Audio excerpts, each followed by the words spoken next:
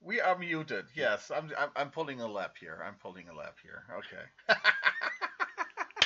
I'm pulling a lap here. Oh boy, oh boy, oh boy. So let's start again. My guest, of It's all course, right. is It's all right. I think every time I'm involved in a stream, I just bring tech issues with me. It's one of those things. yeah, no, that's just me being a dork. My guest today, WarbotTBD Charles, our good friend, the big brain of OOTP, and yeah, I'm really happy to have him here. He offered to be on the stream several times already, and I always go, "Yeah, that's a great idea," and then I get over it, and didn't pan out with time that, especially since what he was just trying to say that you're not in Denmark anymore. You're right now in America again, right? Yes, I am. I actually not that far from Kansas City, I suppose. So, uh, but yeah, it definitely makes the time zones tougher because I guess it's normally 7 hours. It's now a little different, right? Because the daylight savings. Actually, did that ever happen? I remember uh, every year in Europe, they would talk about this is going to be the last year of daylight savings, and they would try to push something through, and then it would get delayed. It actually did happen. They had that election from the EU, and it was overwhelmingly get rid of it, and they just they just ignore it, like That's what I was gonna politicians say. are. Yeah, because I remember that was passed, and everyone said this is going to be the last year, and then it somehow wouldn't be, and you know. Yeah, they just okay. It's kind of like with Kansas City with the stadium. Do you want the new stadium? No. Okay, we're going to give you a new stadium. But yeah, I don't know. It's happening this weekend here, so we're going to be on normal again for after this week. So I remember that was one of the really funny things to discover is that technically Denmark is on a little bit different time than the rest of the EU, just by like a few milliseconds. it is. Uh, yeah. So basically, I mean, it's a historical thing.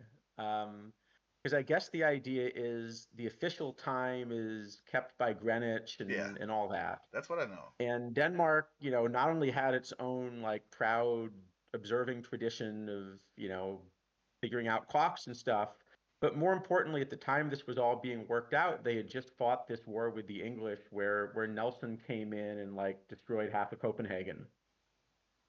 And so they basically said, I don't care what the rest of the world's doing. We are not using British anything. So they made their Uh, own time. so they so they insist on using their own time for their own observatory, and they're off by like a few milliseconds from Greenwich. Uh, Is that a you problem for know, you? For you as I mean, for you, a few milliseconds is quite a lot for you in physics, isn't it? In well, it's astrophysics. it's not a pro. It's not a pro. It wasn't a problem until like 20 or 30 years ago. And then when you start synchronizing things on the internet, suddenly this becomes a problem. Yeah, that's what I you, was you know until thinking. then until then you wouldn't have noticed anyway. Yeah, It was just some quirk. uh, but now when they were setting up all of the internet stuff, they actually did have to account for this difference, and you know um, but yeah, it was apparently just a good history of like stick it to the British basically. I didn't know that. Hey, I learned something from history. It's strange that we as Germans we don't know much about the our neighbors' history because we are so fucking self-centered. Um, which Well, is you've also got a really complicated history, right? I mean, yeah, it basically the thing is, of course, you don't tell that to Scandinavians, but I mean, like the Northern Germans and Scandinavians, they're the same people. I mean, they were actually talking, they speaking the same language for yeah. thousands of years. If you came from Norway, you landed in the northern part of Germany, what is now the northern part of Germany. They just could talk to each other. It's just the same Saxon language basically. So Yeah. they of course we're the northern Germans are not Norse, and of course we are. I mean, Yeah, that's what I but always that's say. also, We're the northern part of Germany. We're different than the southerners. We have nothing to do with the southerners, but I feel more attached to the Scandinavians than I do with the Bavarians. No, but that sort of makes sense because given the history, Germany was unified a lot later than most of these countries. Yeah, yeah, So, 18, right, so you really 1871. were, yeah, so you really were historically building ties with a much more, local group, I Yes. guess. Yeah, yeah, yeah, yeah, yeah, Um, yeah, a lot of this also apparently in Scandinavia. Part of the problem is that the cities kept moving. Like it's funny, most parts of the world there are ruins, right? yeah. Or there are cities that have been around. There are cities in Germany where they've been settled for thousands of years. Yeah, like from the Um, Romans. Yeah, yeah, yeah. yeah, and in Scandinavia, there's basically none of these. Uh, and that also kind of has a funny reason. Um, it's well, the idea is called like isostatic rebound. Uh, so basically, during the ice age, ice is heavy, right? Yeah. And we think about the Earth as being solid, but really there's this molten layer under the crust. So you put a ton of ice on Europe, and particularly on Scandinavia. Um, but on Europe in general, what it does, it basically weighs it down, and so Europe's like riding a little bit lower in the mantle essentially. And when you get rid of the ice age and you remove the ice, it starts rising. Um, and so and so before this latest thing where sea levels start rising, you know, for climate reasons, it was actually the case that basically seas were shrinking in Europe because the land is still rising, and it takes a long time for this process. So the land was rising, a couple centimeters a year or something. You were getting more, and you get more shoreline over time. And so if you're, landlocked in central Germany, you don't really notice this effect. Yeah. But if you're a seafaring group, the thing about Scandinavia, it had these dense forests that just were impenetrable. So basically, you go to your neighbors, you sail there. You don't try to get across the land in this era. Um, but the problem is the sea levels were changing. So as the seas shrink and you get more land, if you give it a century and sort of the land rises a meter, well, Scandinavia is also really flat.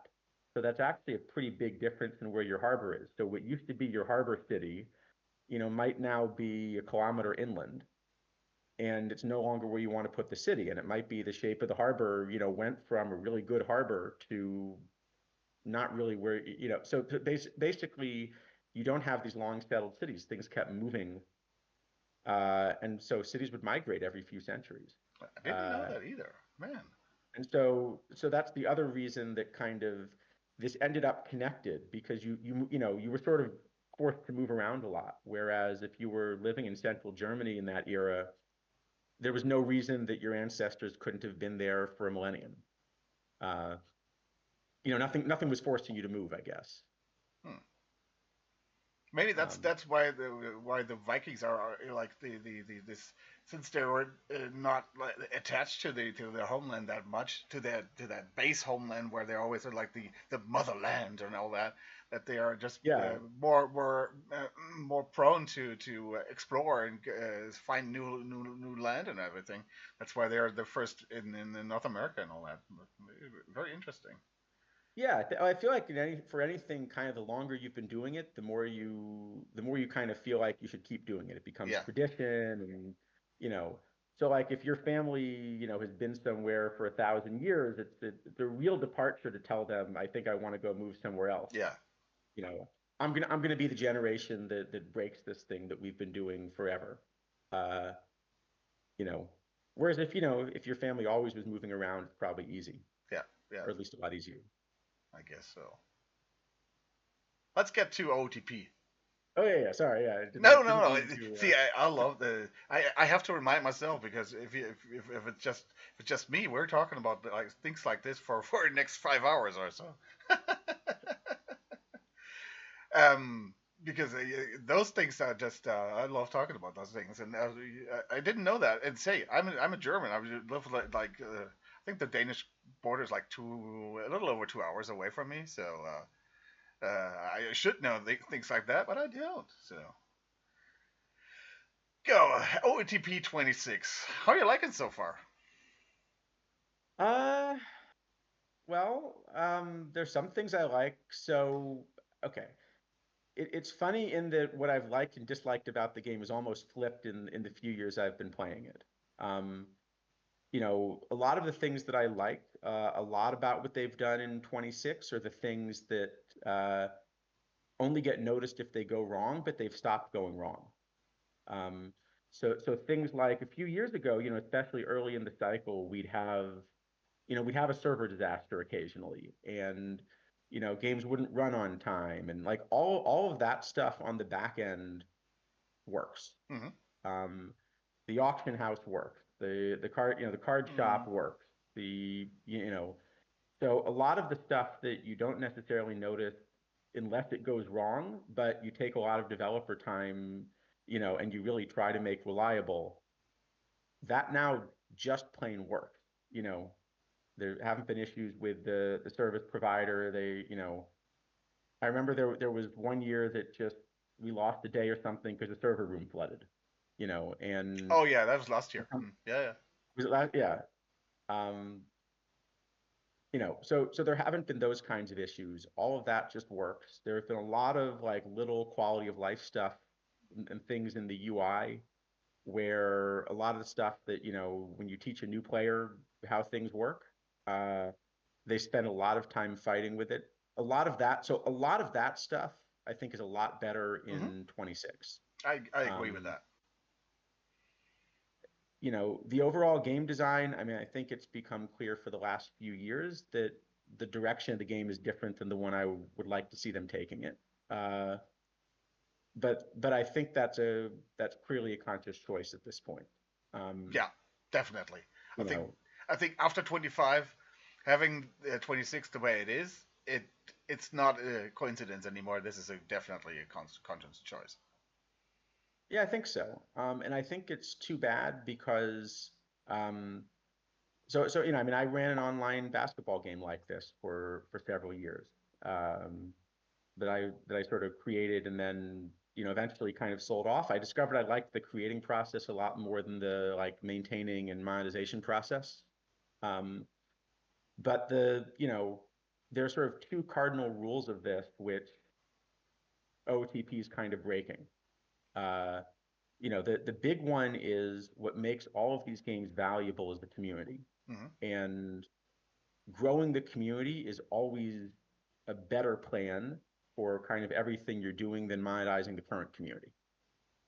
Um, and so that means you want a game which is focused as much as possible on bringing in and making it sticky for new players, um, rather than something where in the current version, what's happened is basically the balance between free to play and pay to win has kind of shifted progressively more toward pay to win. Hmm. Um, so we're keeping the things like the variants, but for example, now the quicks are taking longer and paying less. So basically, your free to play set of resources, that resource pool goes down, whereas and therefore the value of pay to win goes up, right? And that's good if you're trying to get more money out of your current group, but it's a bad way, of course, of growing the game because generally, especially as a new player, if you try out a game and you don't have any successful moments, you go on and do something else. So you really want new players to have a lot of successful moments early on. Exactly. And I think that's why streams like yours also help. That you have a stream that's aimed at helping a new player that comes in have enough successful moments that they want to stick around. Um, you know, that was why I really like working with Laptop so Yeah. closely too. He has kind of that same view, and you Exactly. need that for a community. So I think that's one balance. Um, the second, and this is the one I'm so surprised by with Come to Us, or is it Come to Us or Come to US, Come or I'm to actually us. not Yeah, sure. I think it's come to Is it us. Us? Okay. Um, there's a lot of research on how you properly extract money from, I mean, this isn't the stuff you really like talking about, but there is a lot of research on just, you know, how do you get money out of a user base in multiplayer online games? Yeah. And the winning answer is basically always microtransactions.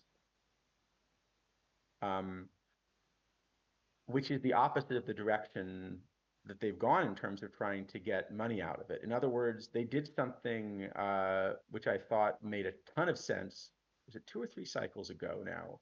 But this PT Plus idea, Exactly. where they basically said, instead of catering to whales, we're going to have a very low tier of support that's more like the equivalent of battle passes in a lot of these games. But we're going to let you give us basically a cup of coffee a month, but we're going to try to get a lot of people to do it. And that's the path that games have been really successful at financially. And I don't know why they haven't gone that direction. Especially, with a company which, you can argue which are your favorite or least favorite game companies, but certainly this is a large, competent game company that runs games and looks at financials and has some idea. All of these things I'm talking about are things they're going to be aware of. Yeah. And I'm really surprised they didn't go in that direction. So I think that I'm surprised by that, but so from that point of view, not just the gameplay, but that I would have taken it in a different direction financially. Yeah, PT Plus was 24, and I really liked it. Yeah. I thought the advantages you got were, they helped a lot, but they were not game changing.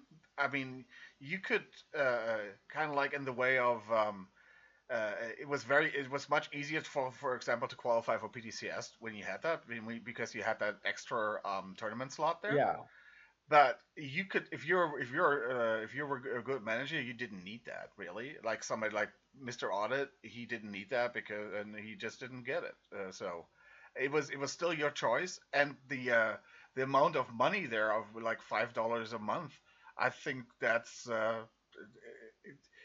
even if you don't get it every month, it's just $5.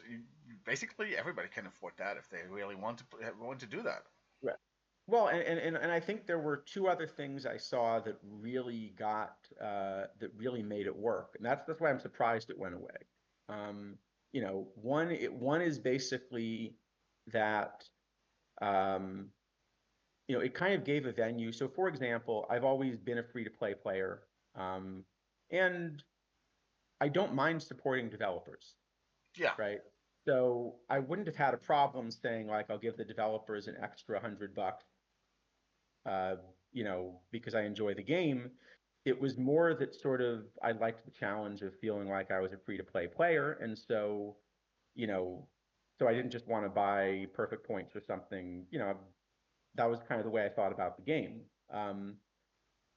And this not only gave you a venue to kind of do that, but the way you could tell it was accepted was the community saw PT Plus as a flavor of free to play rather than a flavor of pay to play. Right? There was even this term, of like, well, I'm free to play plus or something, but that basically people accepted this as a free to play thing. More like a battle pass. Yeah, I think it helped a lot that it wasn't like a recurring thing that you had to do it every month, which is, some people basically complained about it. Well, I'm lazy. Why do I have to do it every month? Can't we have a recurring thing?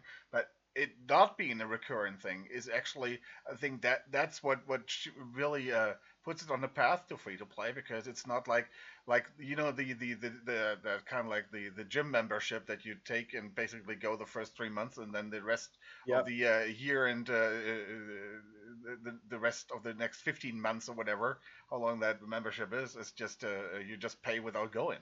And that's by having that not as a recurrent, but you have to buy this every month. You have to make the decision: do I want this or don't I want this? And that's what it still, in my opinion, kept it in the free to play range there.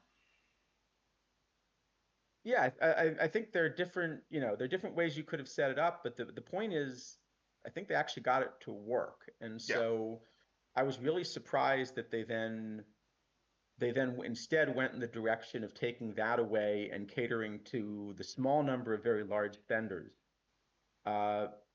Because the problem is that's not sustainable in a few ways. In other words, what happens in the long run is, you spend that money because there are other people competing with you. Yeah.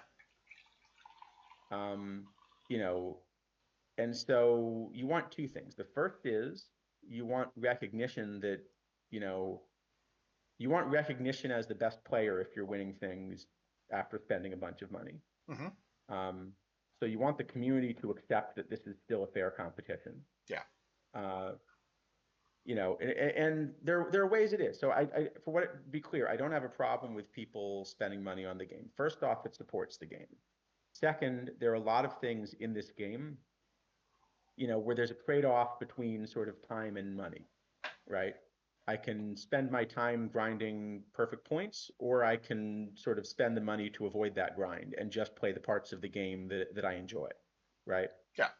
Um, you know, part of the reason I'm free to play is I kind of enjoy the challenge of optimizing, you know, this kind of thing. Um, but if I didn't enjoy the challenge, you know, and I just sort of said, look, what I like is constructing rosters. I don't like the fact that I have to like constantly grind quicks in order to get the resources to construct the roster. Mm-hmm. I'll just give them some money and play the parts of the game I enjoy. I don't have a problem with that. Um, I see it more like you know, with the Dodgers this year. They didn't do anything wrong yeah, with their contracts. They just played completely by the rules. They just took the rules as they are and took the most advantage out of it. And that's the thing with people who actually pay for the use this pay to win, use their money for that.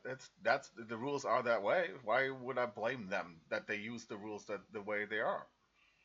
no, and I think, look, if it turns out that the Dodgers, so if it turned out that the Dodgers under these rules ended up being able to build a 145 win team and the season became boring for everybody else, then the majors would have to make a rule change in order to deal with it. I don't Exactly. think they're in that situation. I think, you know, and baseball just doesn't tend to kind of work that No. way.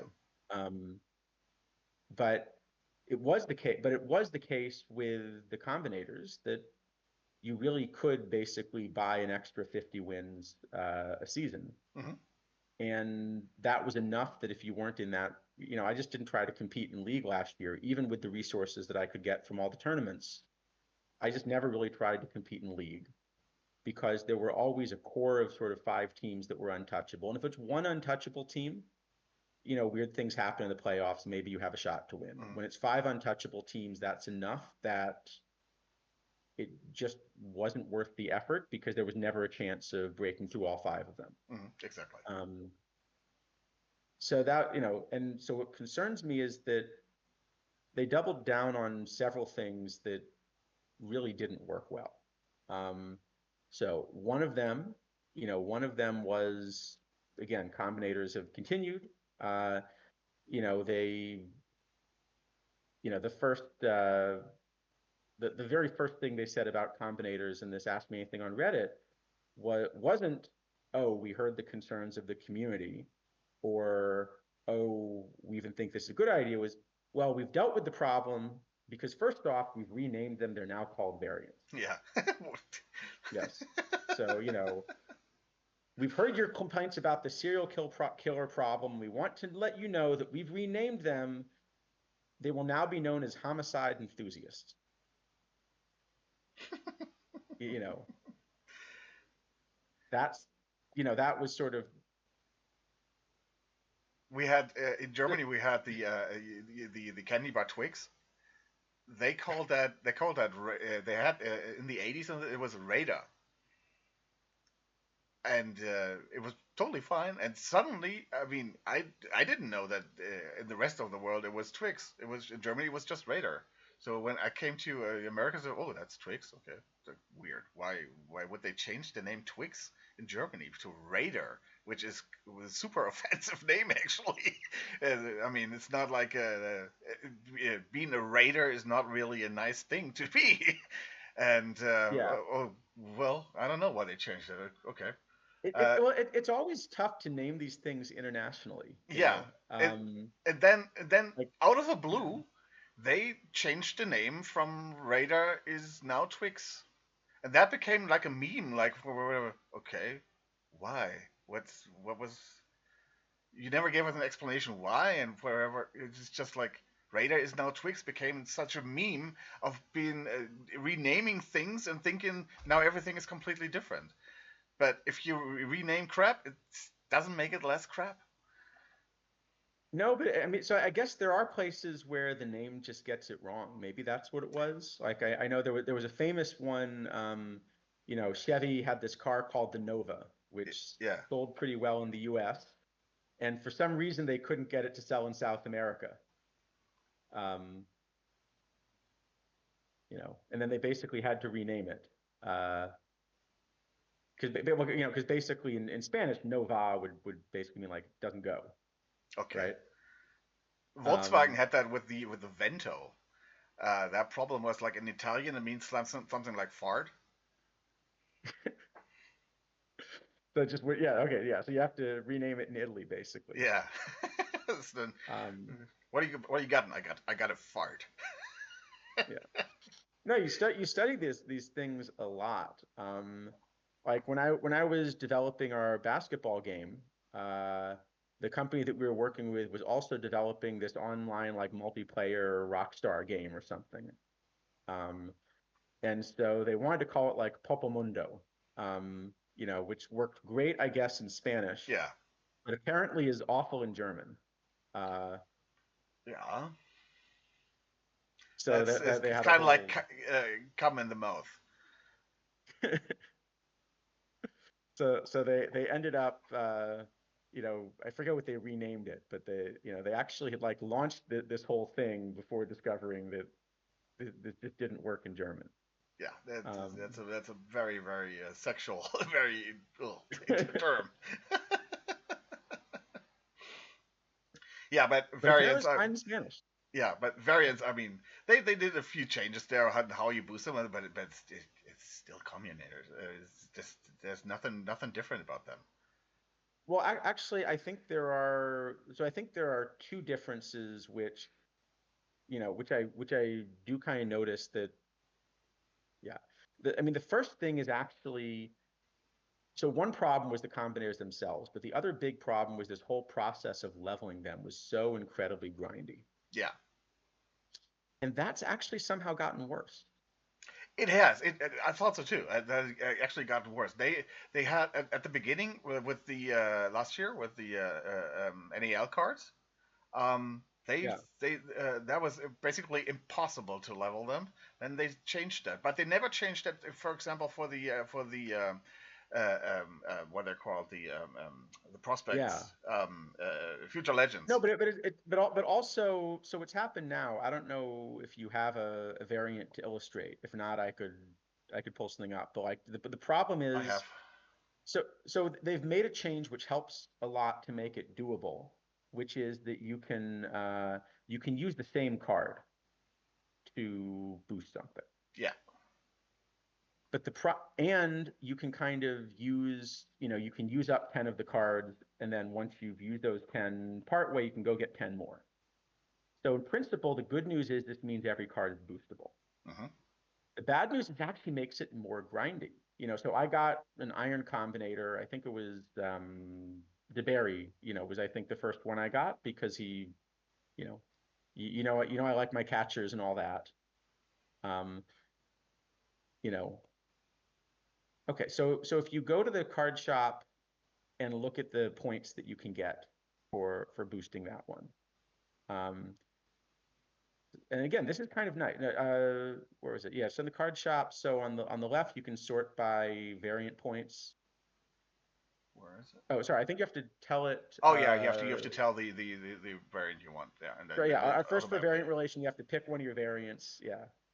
Then you can sort by Then you can sort, but then on the left you can sort by variant points. It's down at the bottom somewhere. It's probably here where you're.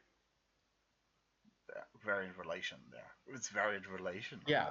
Yeah. So now if you scroll, you can kind of see. So you can see is that actually the best way to boost Willis is buying Willis. Yeah. That now is, in fact, that's almost the only efficient way to boost him, right? Yeah, and the problem in a previous one was, of course, that you could only buy 10 of those, and then had to move on to something else. Right. So he would have been unboostable. Yeah. But what I found is that actually, from from a practical gameplay point of view, it ended up worse for me. So go do the same thing and look at if you have an iron one.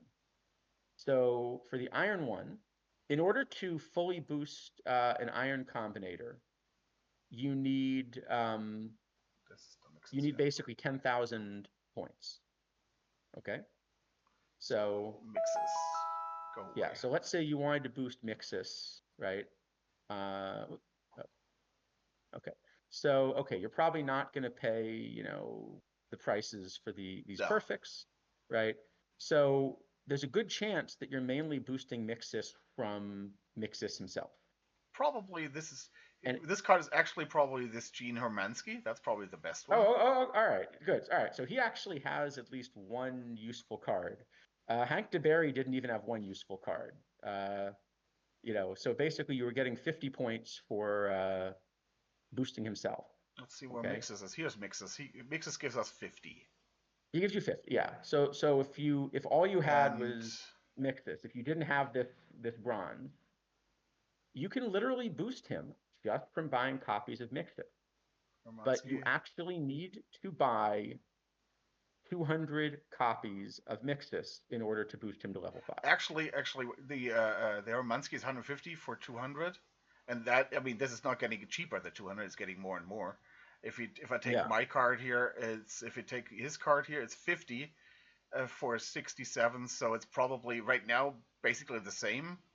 Yeah, but even if you were able to use Hermansky, the fact that you're basically doing it from like one low level card because everything else is sort of far too expensive to boost. Let's say I even let you do it from Hermansky. Yeah. You have to buy 75 copies of Hermansky. Yeah. Basically. So it's actually gotten grindier because you actually have to buy 75 of them. You can't just put up 75 buy orders and wait because every 10 you have to like do a bunch of clicks to use those up. Yeah, you have to go to the variant boost thingy. Yeah. And then here I don't have any. Let's take it. If we take the villas. Yeah. So it actually got even grindier. Yeah. But the other thing is that, I mean, to me, the biggest problem with combinators wasn't, it wasn't just that you got a boost. In other words, how do I put it? They were always going to offer something where people that are continuing to put money in the game can do something to get a leg up. So if it hadn't been combinators, it would have been something like limited edition cards, or there would have been something where you can spend money and get a leg up. But the biggest problem with the combinators is it became something where the successful path was to put all of your resources into one part of the game. Like I forget what level you were focusing on. I know Lap was sort of focusing on bronze, for example. Yeah, me too. I was kind of like a bronze silver guy. Okay. So what that meant was in order to play the game successfully, there were people that were putting all of their resources into bronze. And so if you want to compete against them, you have to put all of your resources into bronze.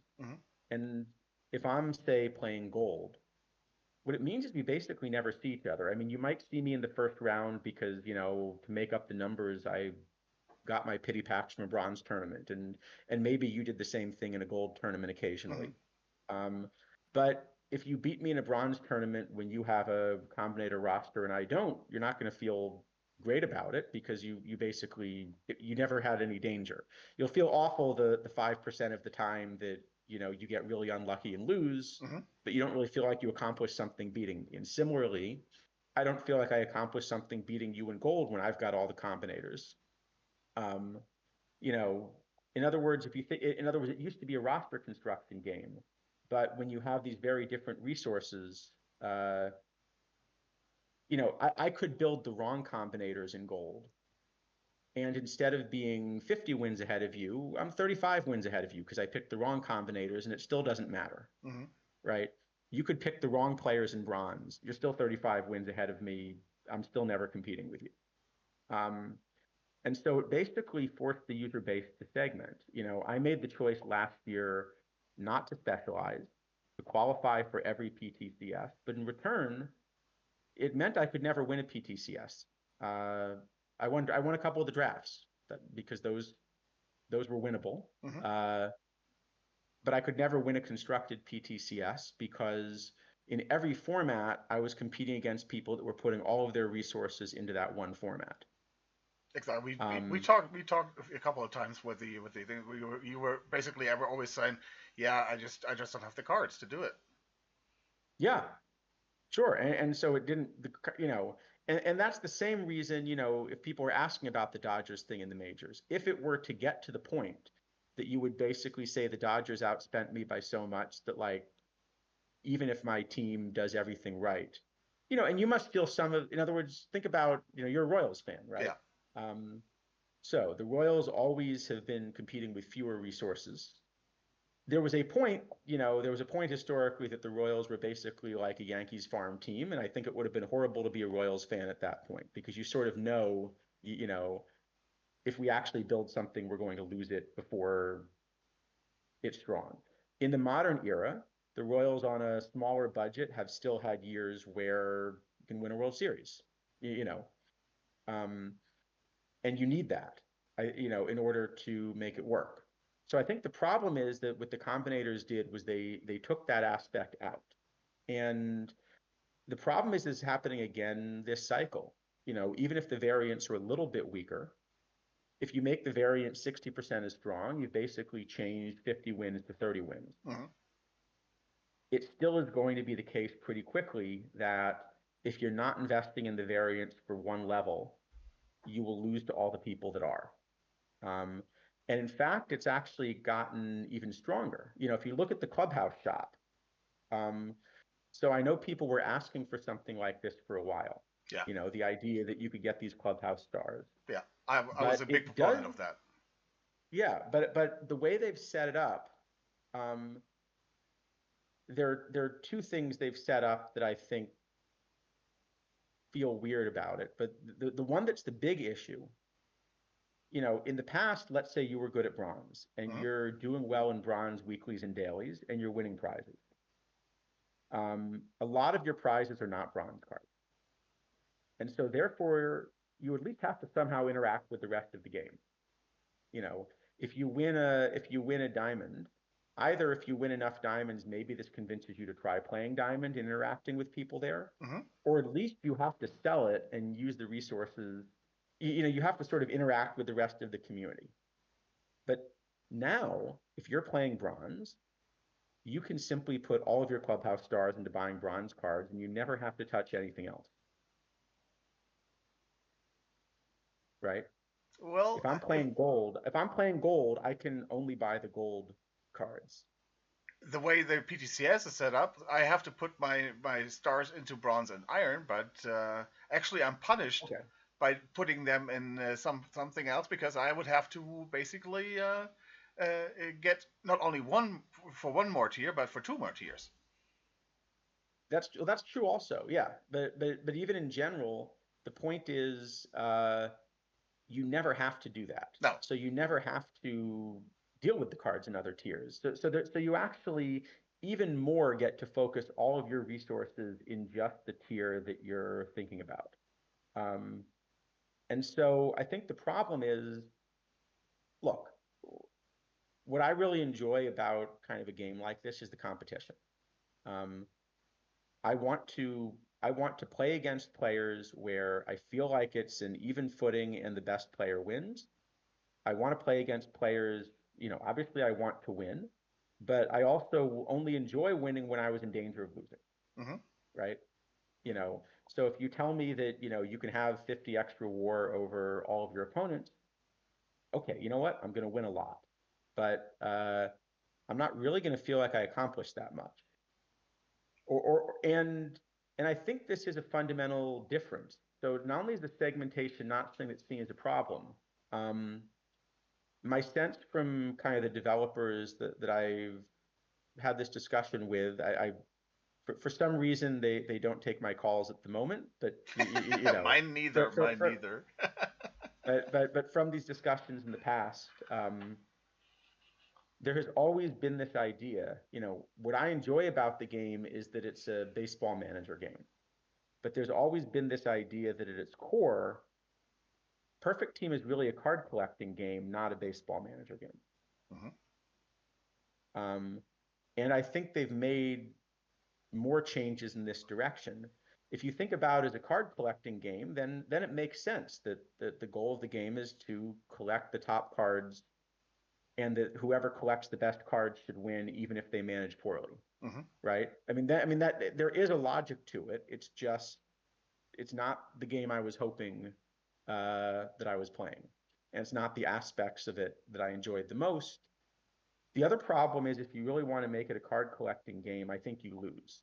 Like they had this tie-in with Topps Bunt a couple cycles ago, and so I downloaded the game and looked at it because you got some nice reward for downloading the game, and then it was now that's literally 100% a card collecting game, right? Mm-hmm. You don't actually get anything for the cards. It's entirely about the collection. But in return, they've thought a lot about how a card collecting game should work. They have a community that enjoys it. Their card art is going to be better than anything OOTP does because they're thinking full time about things like card art with the resources of a company that designs baseball cards for a living. Mm-hmm. So I think if you make this a pure card collecting game, you lose. The core of OOTP has always been that it's the most advanced baseball simulation out there. And all of these kinds of changes sort of push you away from the baseball simulation and towards these other aspects where they're just not as good as the people that have been focused on those other aspects. Mm-hmm. You know, even just the pitcher BABIP thing. Why is pitcher BABIP more of a thing this year? The research says it's less of a thing in real life than it was last year.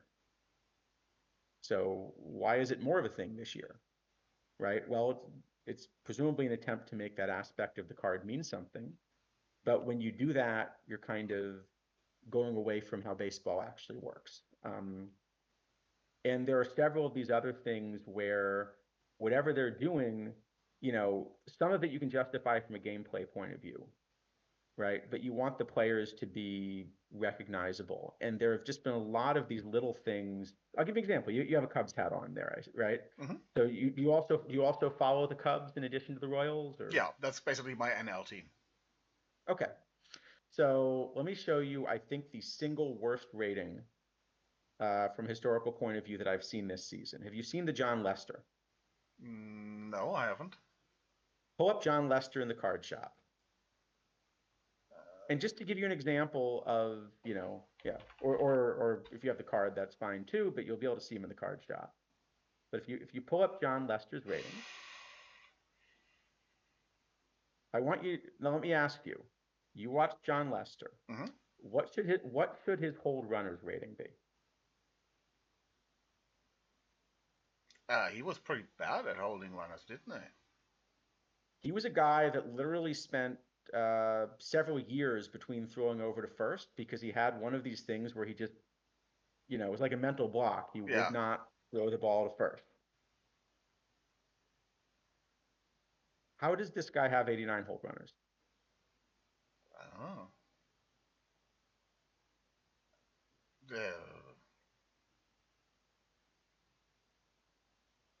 I mean, the way I know that I think they do this card is that they put in some the metrics and their algorithm spits it out. Probably it's a bad algorithm or the input is bad. I would probably think that the input is probably bad. But I don't even know what it's based on. I mean, he literally, okay. He went once 135 starts between pickoffs. Well, maybe the amount of steals against him. That he's not been steals against him wasn't that high compared to the league average. Well, he had a very good catcher, but of course this is the same problem as the pitcher BABIP. When you introduce pitcher BABIP, you're basically pretending it's a pitcher skill when there's not only a ton of research, but the research that went into building OOTP that basically tells you it's a fielding skill. Yeah. So when we found that first year, the dominant bronze card was this McNally, right? Yeah. Okay. Why was Dave McNally rated as such a high pitcher BABIP guy? Well, basically because this was pitching for Baltimore in I think it was the 68 maybe, McNally. So if you look at the 1968, I'm pretty sure it was 68. Okay, so what was Dave McNally doing in 1968? Maybe it was even 69, but it was somewhere around there. He had Belanger at short. He had Brooks Robinson at third. I forget if this was the Gritch or the Davy Johnson. So he basically had the best defensive left side infield probably in the history of baseball. One of the best defensive second basemen of the era, and an above average defensive first baseman. That's why he had okay, no, I checked. It was 72. Sorry, 72 was the McNally that we got. I mean, all of those Orioles teams had great. Yeah. If you look at his numbers, it's a whip of under of 0.842. I mean, yeah, they all had that. Okay, but why did he do that? It's basically the FIP basically your infield. Your infield was like Belanger, Robinson, Gritch, Powell, with Davy Johnson, also in there. You can basically see if you give me that infield, I'm not going to give up a lot of singles either. I'll give up, plenty of home runs, but I won't give up many singles. I mean, you could basically see that if you take the difference between ERA and FIP. Yeah. So, like here, he has an ERA of or was it the 70? He has an ERA of 2.89, but his FIP is one run higher. So that's really the defense that's saving his ass there. And so what they did was they basically, they were essentially giving him credit. When you give him a big pitcher BABIP rating, you're basically saying that now in this model, under the OOTP model, when Dave McNally goes to the mound, he gets to bring the Orioles infield with him. That's kind of what you're saying. And and like I said, if you let me bring the Orioles infield with me, when I go to the mound, I'm gonna give up a lot fewer singles also. But from the point of view of modeling baseball, that's not so good. And so I think that's the other change where, based on the research, if anything, I would have taken pitcher BABIP out entirely. And I know people would have said, oh, well, you've removed a feature. Okay, yeah, what you've done is you've improved your model of baseball. And that's always been kind of the core of the game. So I think the two things I've liked, so I like a lot of the quality of life things. I like the reliability. I like all of that. But this sort of idea of you're turning it from a top level multiplayer baseball manager, see who's the best manager and general manager game, into less of a baseball game and more of a card collecting and segmented game. Look, they clearly have a reason they're doing this. There clearly, has to be a user base that it does fit for. But it's not the game that I would prefer to play. I'd prefer to have seen it having gone the other direction, I guess. So that's, it's unfortunate, but that's the situation. And I think with the choices they made from 25 to 26, it seems clear that this is something they're intentionally doing, and that's the direction they're trying to take the game. At least that's the way I've interpreted it.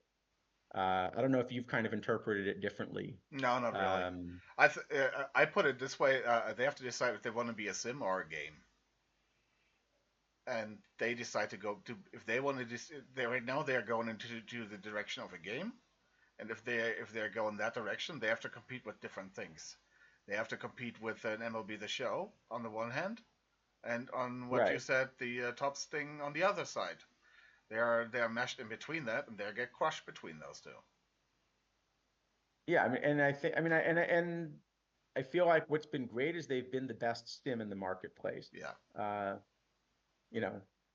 No, I mean, I thought about this with the Tony Suck stuff. Because I actually I did think about what would be involved in building a better sim. Um, and I built pieces of a version of one. I haven't continued that partly because of time, but actually partly, well, no, actually, this is a fair thing I can say on air. I just can't sort of say more about the details. But I know you had actually helped me, getting in touch. So for some of the things that I was doing with this, we discovered some things about how baseball works, and we actually had a chance to get in touch with a few front offices and kind of discuss some of this. And several of them were really forthcoming, but in return, kind of there's some things they told me that wouldn't then be fair to go use in a game, right? Um, but one of the things I came away really impressed with was the Royals front office. Uh, so, you know, it felt like they had not only was it a nice group, but they have this really sharp analytics department, and they're really thoughtful about a lot of even the really minor things that we brought up. Their response, always was, "Oh, we thought heavily about this, and here's something interesting that we did with this, and here's a way you can attack it." And um, so, because we showed them a bunch of things that are not publicly known, and basically every one of them they already knew and had a lot more information than we did. Uh, and so that was really impressive. And how much it translates to a major league team, you never really know year to year. But if I were a fan, I would feel really good about like that analytics department and the idea that they seem to be doing everything possible to maximize what they've got. Yeah, I do actually. Since they've gone a long way from the Dayton Moore and David Glass ownership era there with a new ownership there, and getting Dayton Moore out of there, and getting also the basically the Yeah. knowledge with Q, basically the knowledge from Tampa Bay over there, and uh, working more in that direction. I think you can see that very much on the field too over the last 2 years there. So yeah, I think they're on a good way there. Um, Yeah.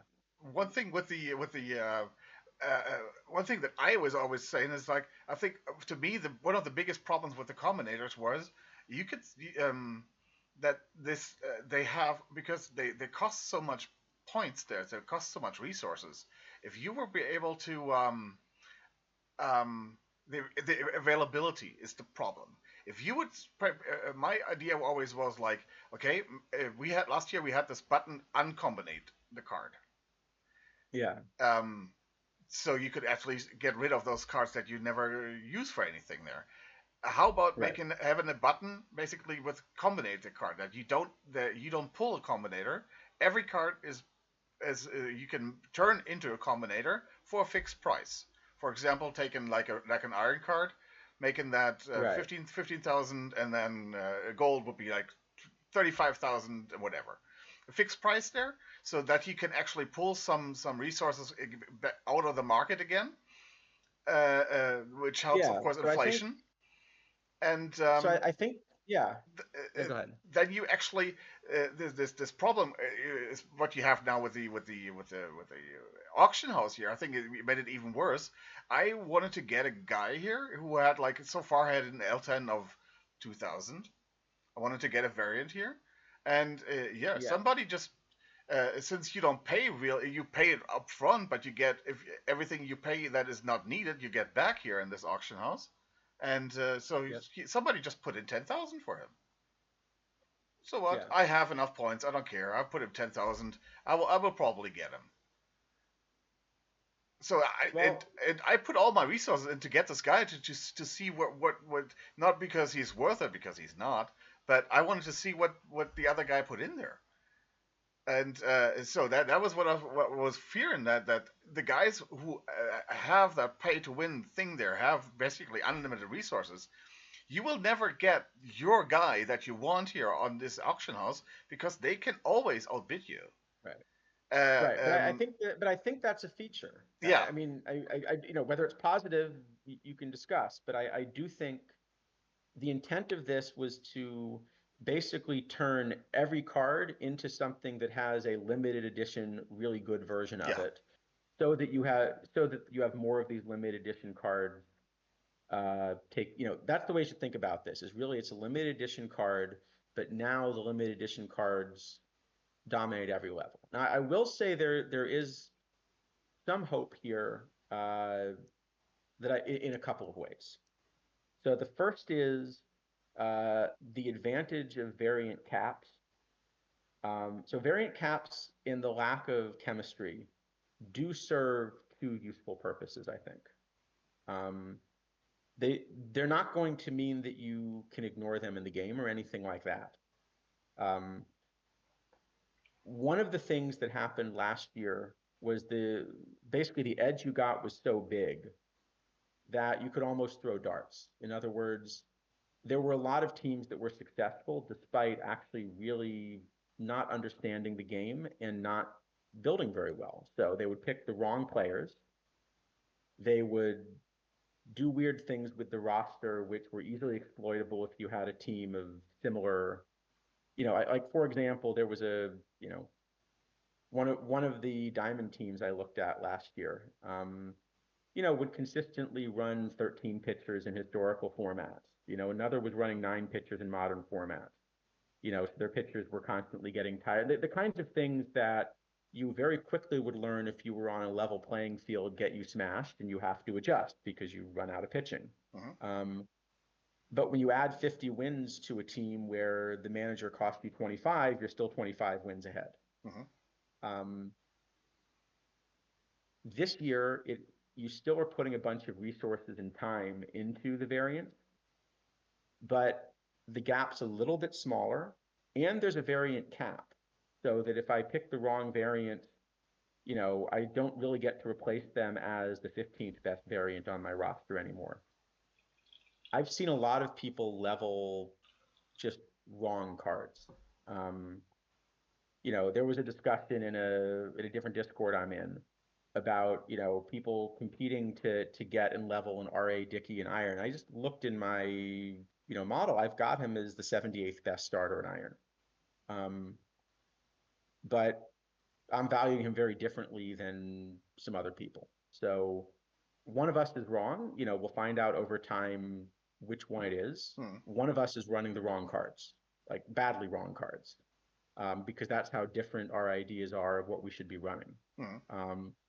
Well, whichever of us has gotten it wrong, now at least the differences are big enough that whichever of us has gotten it wrong has completely wasted our resources instead of sort of just not smashing the other side by quite as much.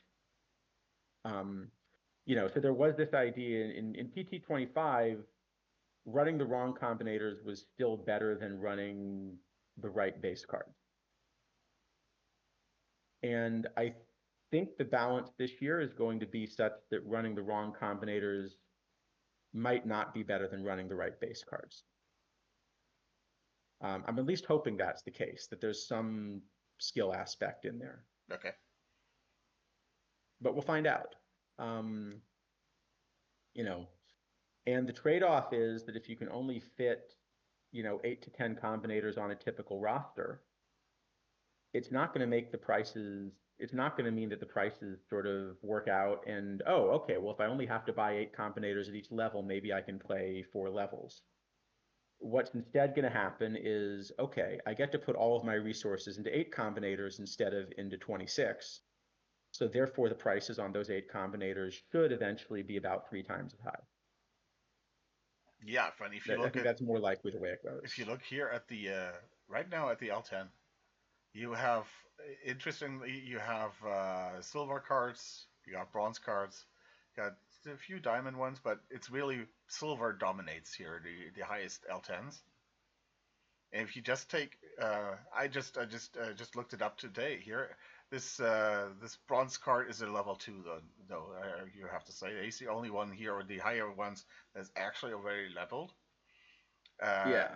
the Boughton was it's a very popular card here, but we'll come to this just in a few seconds here. Yeah. Um, but very popular card there. But what am I doing here? You're looking at the, yeah, and I think that's the thing, is if you look at those prices, some of those look like they're the wrong choices too, that people are putting a ton of resources in. Some of them look great. Some of them are cards that I'd love to run. Some of these are cards that probably just aren't near the meta in the end. This Vic Power, for example, very popular, 55,000. Yeah, power. I'm very happy to run. Otis, that's actually a funny thing. I think some of that price might be one that I was willing to pay for. And it wasn't because I wanted to run the card. It was basically the variant version of Otis was a cheaper way to finish that mission than the base version of Otis. To be honest, I'm just dumbfounded right now because, of course, as a Kansas City fan, I know Amos Otis, and to have him see 140 power is a little bit. Amos Otis, this is, I mean. Yeah, wait, what year was that? 1973. Okay, 1973. So yeah, hold on. Let me see what he did in 1973. Even the 113 against the righties. I mean, Amos Otis was never for me he hit 26 home runs in 1973. So it was his highest power year, but still 26 is not going to be a lot, right? No. Let me see what the leaders were.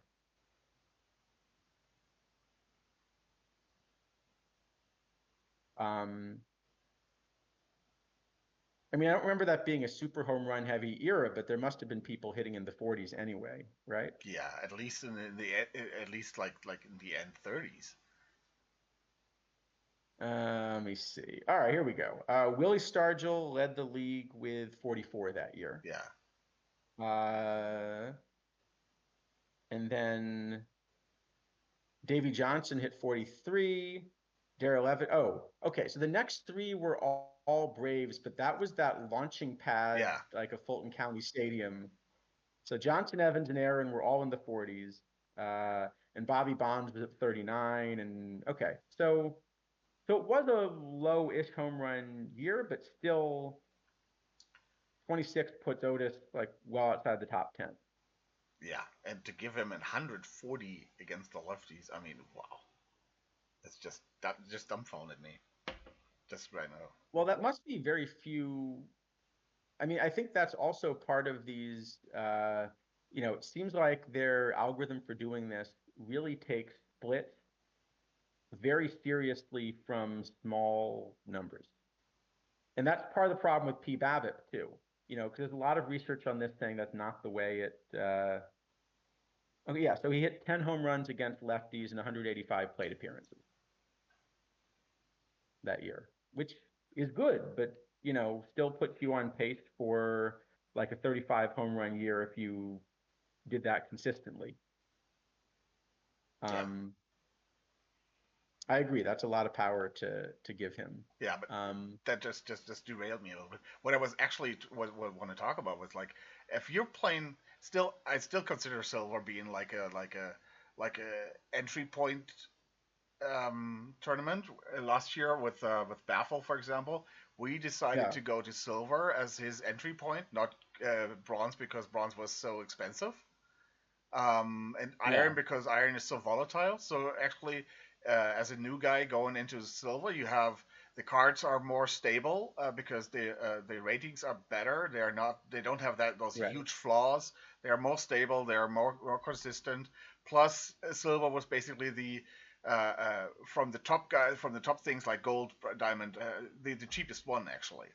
So, but this year, like if you just take in comparison, so you have this Nunnally here, and the two best cards here. If you compare that, if you go just as a monetary thing here, if you buy perfect points, those 172,000, that's $100 for those two cards. Yeah. I know you can put that one on one, but No, I agree. if you want to build for the PTCS, for example, if you have cards you need, you say, okay, I'll just buy those cards with the points. I don't have the resources for that anymore. I just buy perfect points to get the resources. That makes it kind of real, and it's probably Yeah, not going to be this that's way, fair. but you probably can have put like a real like an actual monetary value of a perfect point, which is probably not the same as the card shop, but the monetary value that is behind those is from us having we are only 2 weeks in, and Yeah. those prices are already like that. It's just yeah. Right, I but the other thing, but there are a few other things in there that I sort of noticed. I mean, one is that some of those cards are fine. Some of those is they put all of those resources into cards that just are the wrong card. Uh, and if you boost the wrong card, so you're just never getting your points back. Yeah, but the thing is, Um, do these people care about that?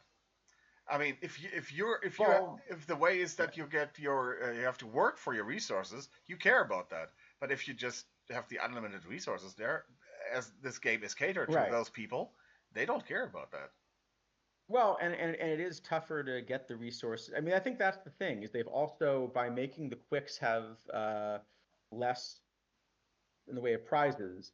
Um, what that also means you're kind of reducing the skill factor again. In fact, I heard this on one of the affiliate streams. They were sort of making the case that that's fine. You should just be able to get packs from watching streamers, and that should be enough packs for everybody. Um, but with that, the thing is, there's not a skill to doing that, right? No. Um, and more generally, it's also where you get the value back. If I'm putting all of this into silver cards, I'd like to think that I'm getting some of that back from prizes in silver tournaments. Yeah. So if I'm not going to get the prizes from silver quicks, I'm really looking at winning a small number of dailies and stuff. But then it also is the case. This is what I meant. If you look at the cards that people are spending on, some of them are the wrong card, and they're going to be wasting all of those resources. Uh, and so that's the other place where I think you can have an advantage with skill. So looking at some of the, for example, like if you pull up that Alan Ashby, um, you know, it's really tough. Yeah, so Virgil at least is a really strong bronze catcher. Are you going to get 30,000 perfect points back for investing in him? I don't know, I don't but think so. But he's at least a really strong bronze catcher, right? I mean, So if you you have here the two bronze catchers basically. You have Virgil, and you have the Brian Harper one. right, Brian Harper is a little yeah. bit with the framing a little bit worse, but the rest is better. Well, Plus, he but has the actually, but for example, look at that Alan Ashby that you were just talking yeah. about. Look at Alan Ashby, and compare him versus lefties with Virgil. You'd think you'd rather run Virgil. So, so if you're spending that on Oh Ashby, yeah, I run Virgil yeah, here. okay. So if you're spending that on Ashby, and that's versus lefties, Yeah, versus yeah, versus righties. I lefties. Yeah, mean, yeah. look at say the live Patrick Bailey. Compare the live Patrick Bailey to Yeah. Ashby. I've picked up Bailey. Uh, yeah, I guess he won't be in the variant No, no, because no. he's It's irregular. yeah, Just there he is. So yeah. yeah, the Virgil So and the Bailey are. the bat's similar. You get a lot more glove. Yeah, You know. So I think the problem is that the people that bought Ashby, when you had the chemistry boost, so that just sticking any combinator on the roster was still an advantage, and you got to fill a roster with 26 of them. If you made a mistake in getting Ashby instead of a better choice of catcher, you know, you could get away with it, Hmm. essentially. But now you're never getting those points back from Ashby unless you convince somebody else to kind of make the same mistake later on. Maybe it will be the case that you can resell these and you'll get somebody else to look at that last 10 and say it must be a good card. Yeah. Maybe someone else will be the one that gets caught holding the bag, basically.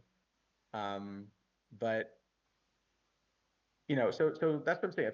The striking thing to me is that if you look at kind of the ones people are paying a lot for, some of them are not very good. And even the ones that look good to me don't look like they're the optimal choice. So like if you look at that Van der Waal, for example, I think that was 100,000 points, right, for the one card. Yeah. Um, That's the 100,000 is not only the vendor vault is the 75,000. oh, okay, no, okay. So not only so look, not only I do have him as the best versus right card to run there at base. Yeah. So at least um, whether you get your points back is a different question, but at least there's a good reason to kind of say like this is a card. It's really splitty, so there's always that risk. But apart from the split, he's he's fine, right? I always say But for myself is always like if I have an extreme splitty card like this, at least he's splitty to the right side, and right side meaning you will have you will find more right-handed pitchers that this card actually works against. If this would be the reversed, I would have a real big problem playing that card because it would be so often that especially on the reliever side that this card will face the wrong side relievers and all that. Yeah. And at the moment, there are so many of these lefty masters that are out there in the release deck that there are a lot of people that are just afraid to run left-handed pitching. Yeah. So if you're afraid to run left-handed pitching, Nunnally does become really good. Yeah. But like if you look at Van der Waal, for example, okay, I understand the split. And I don't have a problem with playing the card, but I also don't have him as the number one option versus righties. With that shape, I have Jason Thompson, very slightly better, for example. So which one you invest in, if one of them is a 5,000 point card, variant, and one of them is a maybe there's no copy of the variant yet, but if one of them is a 5,000 point variant and one of them is, is going to be, we don't have an L10 yet. Okay. Yeah. Or if you want a two-way card, I mean, actually, what I really would do is run that Vic Power we looked at. Or that would have been my choice. Because there are a lot of people, there are a lot of pitchers that are doing a good job suppressing power right now. So these bats where the big feature is power just aren't playing quite as well as the ones where you're getting something else. So like Wes Parker is probably a shape that's doing a little bit better at the moment also. That's supposed to be power, yeah. But I guess the point is, yes, but so see Vic Power, if Vic Power had any eye, of course he'd be, something else. But at the moment when people are striking out a ton and power is being suppressed, this shape is working out a little bit better than Van der Waal. So I think that's also an issue, is when you make a decision like this, you really have to evaluate, and power also can play versus lefties much more than these others. So you kind of have to put these things together. If you're going to invest this much in the way of resources, you also have to invest in the right cards. Yeah. And I think the game now enters into an unknown mode. What happens if the people that are putting a lot of cash into the game on the one hand, the risk is that on the one hand, they're sort of driving people out of the game that feel they can't compete, right? The way you were sort of saying that, you weren't as interested in perfect team because of these aspects Hmm. as you had been in the past. But on the other hand, if you put these investments into the wrong card, what happens if the people spending money don't win as a result? That might just break both sides of it. Yeah. Um, First they drove me away, and then they don't win, and they stop spending. exactly, yeah.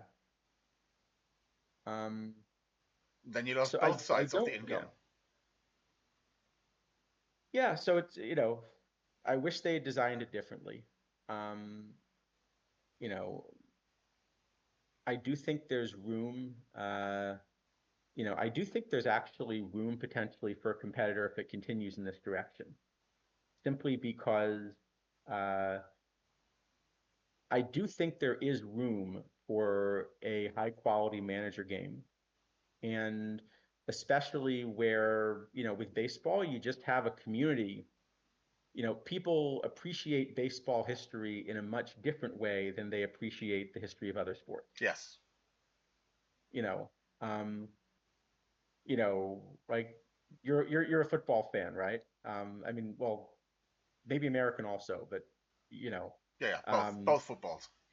yes, so there's certainly going to be players that you remember vividly from the past, or that you talk about from decades ago in the club's history. Um, but you don't talk about them in the same way, as far as like, here are their statistics and here's precisely how they would have interacted with modern players. Now it's a different sort of idea, Yeah, exactly. I mean, right? very, very Um, few with statistics, but like somebody who had yeah, until like 2 years ago still somebody from the beginning of the 70s who still had the most goals in the Bundesliga in one season. yeah, So those kind of statistics, of course. But like my favorite old timey player there, no, never about the statistics because. It's more like the way he handled himself on the pitch and yeah, exactly, or exactly. So it doesn't lend itself to this kind of game. I mean, even one of the things that to me always struck me. So I don't know if you ever got into Football Manager. I tried for a mm, little bit, and it never quite was my thing as much as this. Um, but part of it was that actually, in some sense, for me, there were too many ratings, and it was sort of complicated to figure mm-hmm. out, because that's not the way I think about a player on the pitch. Whereas if you gave me a baseball game with 40 different ratings for every player, actually that kind of would have made sense to me. Interesting. Um, I mean, I've been playing Football Manager since basically since the 80s, since my yeah, C64, and yeah, yeah, I've been growing up with those, and then they are. I mean, that evolved since maybe that's also a thing that since that actually those football sims were one of the first yeah. computer games. They have such a history that it just developed over time, more and more and more ratings over time in there, and they were like at the beginning of the 2000s, they were the only games from Germany that basically sold outside of Germany. I Um, see. like football manager games that it would before that it was like British ones, but then the German ones was just way better, and that's where Marcus comes from. Yeah, basically, Yeah, and yeah, and it just developed that it got more and more complex, I guess, and over the time, and that's one of the things and it and that it I'm and it actually and it missing. matters, right? Yeah, No, it we're matters missing in because the you base game can. here the complexity outside of the stadium with handling with the media and handling with idiotic owners and uh, all Yeah, those unrealistic demands they get to you, but you can actually if you're good enough you can discuss those things and basically barter those down and all these things. That's what I'm basically missing in the base game here, a little bit because Yeah. I'm used to have it much more complex than it is the baseball thing is right now here. Well, But and also, so I never got to the point of really being good at FM. But so you'd have a better sense than I would. At least my sense from kind of talking with people that are good at it is there's a huge scope for simply managing.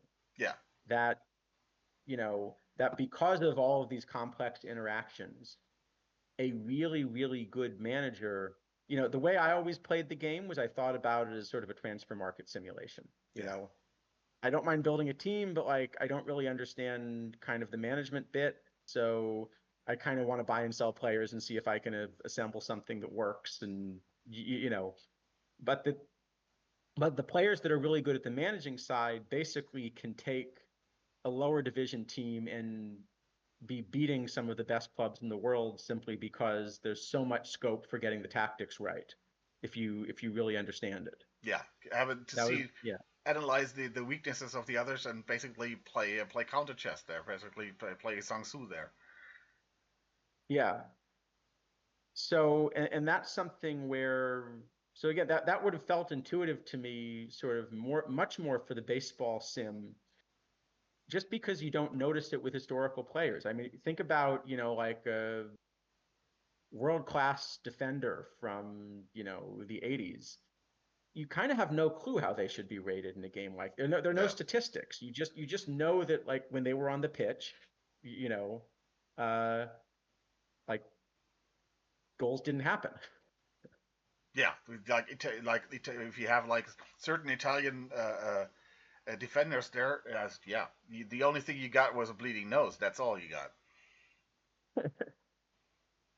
Yeah, but you wouldn't know, you sort of wouldn't know how to rate them exactly Yeah, in some exactly. Yeah, yeah, sense. yeah, yeah. It Right? would be much easier today because these guys are actually uh, um how can I put it?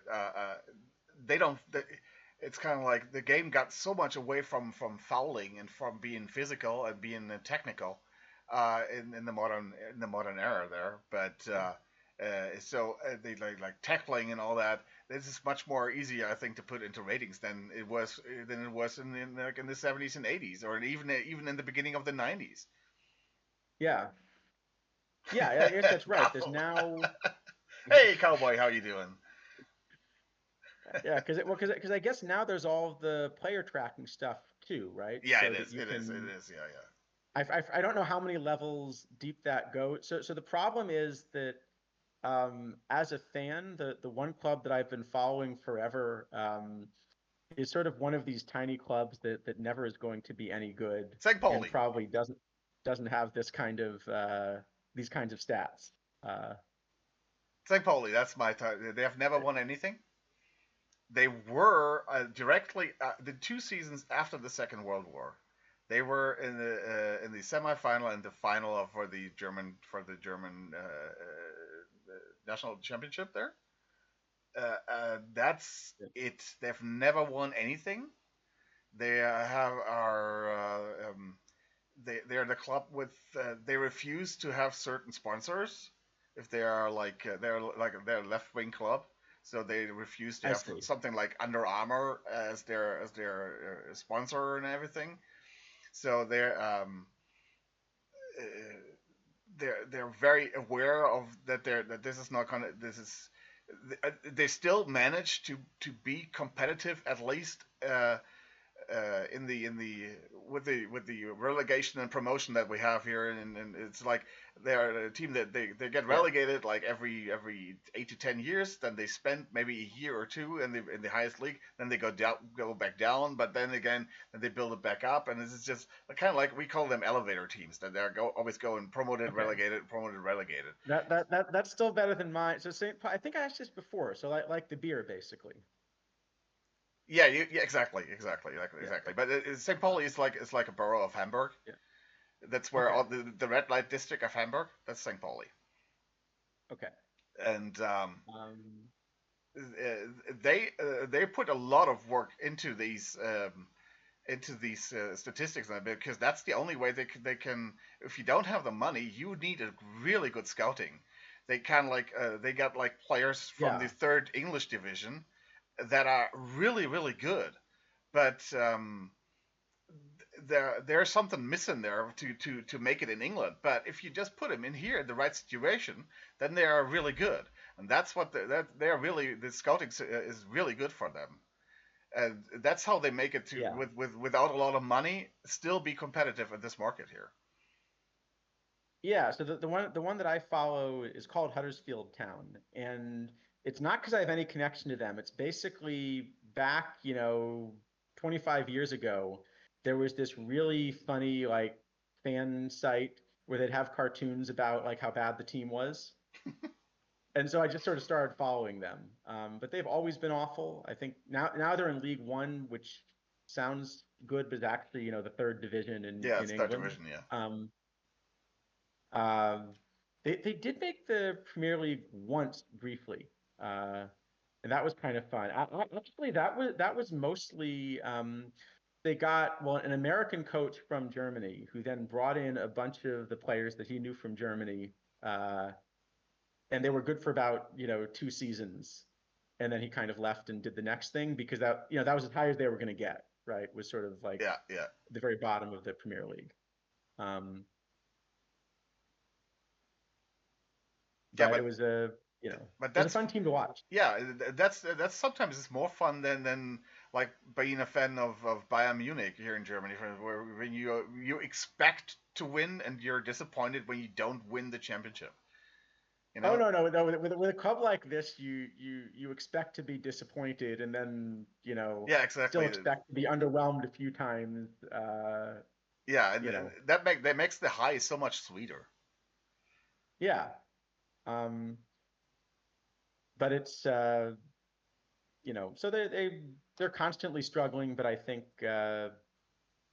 you know they're still fun to watch, and Exactly. actually, in some ways, the level of play being bad doesn't really harm anything from an entertainment point of view. No, no, It's it's a different still yeah. entertainment. If I watch like a Real Madrid versus Bayern, that's a different entertainment I get from that game than I get from Yeah. watching when St. Pauli played here in the second division, in the Bundesliga 2. They when they played here the town where I live here, Braunschweig, Yeah. that's basically two teams that are not very technically good at football. Uh, but it's still an interesting and fun game to watch because they fight. I mean, not physically, but Yeah. Yeah. they given everything they got, and that's what you can see. You can see if a player is giving everything he's got or not, if he's holding back Yeah. and preserving for his energy for I don't know the evening or the next week or whatever. You just see that, and especially on those lower levels, they give everything they got every time they're out there, and because they know that's the only bargain chip they have. They don't have the techniques, they don't have the talent, so they at least have to hustle, and Yeah. that's also some enjoyment they can have with those lower league teams. Yeah. And it's kind of incredible to me also the kinds of followings, these really are community organizations and stuff in a way that's different from, like in the US, minor league baseball is a thing and people enjoy it, but they don't get rabid about the team in the Yeah, same way. yeah. You know, it's you go to see baseball, it's fun, you kind of want to follow the players, um, but you maybe don't take the rest as seriously or something. Uh, yeah. Cowboy. I knew you would love that. I knew you would love that cowboy. I got 2 points here, then I'll let you go. Yeah, yeah. Oh, sure, yeah, Let's get back to your OTP here. You were talking about sure. the community. Uh, um, I feel the community over the last 2 years has changed a lot, and not to the better. I think it has become with the change towards the towards the game and towards this not being a sim, but more like Yeah, being a game and more competitive in that way of also competitive for the resources, that it has become a much more splitted community, that you on the one side you still have those communities guys from this time, and also some new guys that are in this sense of the community that are or like for you, for example, you were always a very successful player, but it was always like if somebody had a question, he could just contact you, and you would try to help him, Yeah. and that was how the community was until 24. That's the community I fell in love with, and I have noticed that since 25, there has been some elements in the community that has made this way more toxic. So I guess one thing I'll say is that I haven't been, by the way, Baffle, yes, we do read chat. Or did you say we just, um, so I haven't been part of the main Discord Yeah, during me that neither. period, so I don't have a sense of how that's changed. Um, but I do think that that's actually been part of it. So, you know, so one of the things that happened when the response to any criticism is to kind of ban it and silence it, um, you also stop a lot of other discussions. Yeah.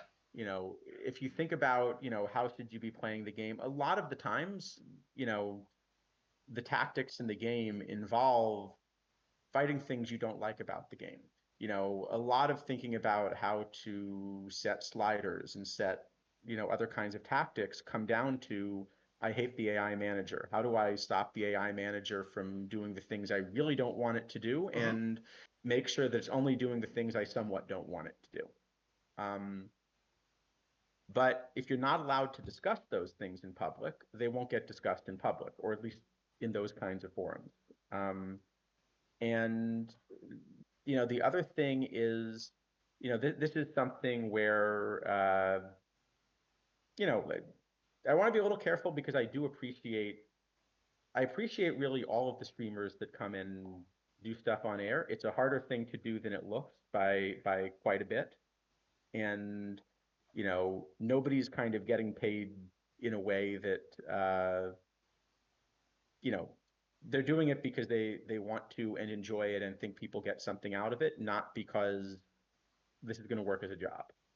Um, it is the case also, we had this whole thing at the beginning of PT 25 where, Is it Afo and I kind of talked about where these changes were going, and there was a very strong push to kind of get affiliate streamers to sing a different tune, essentially.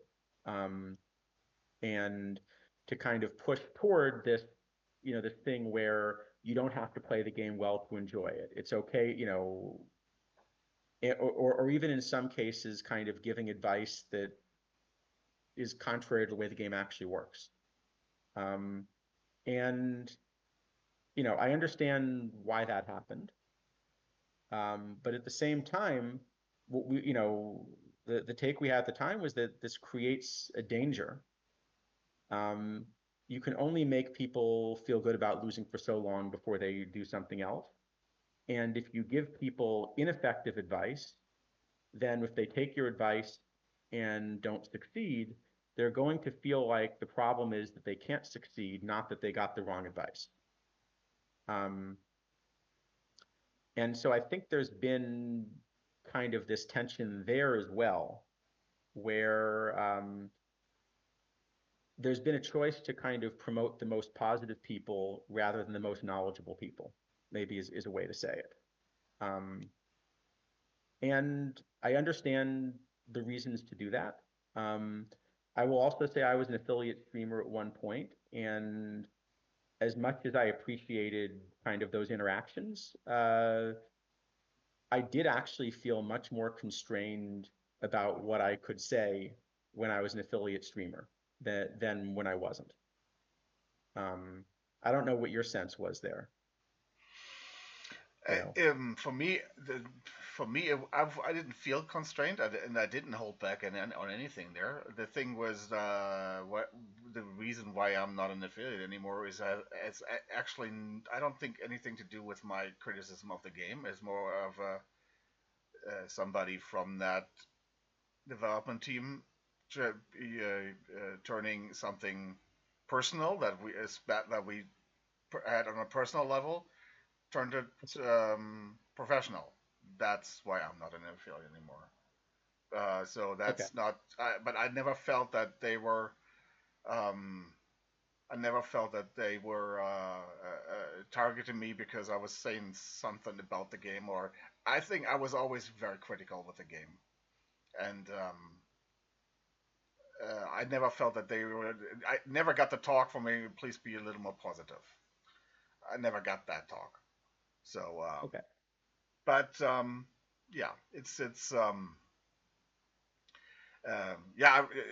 When I said that, I suddenly remembered, of course, that what happened at the beginning of last year. Um, the feeling that I had at that time was Yeah.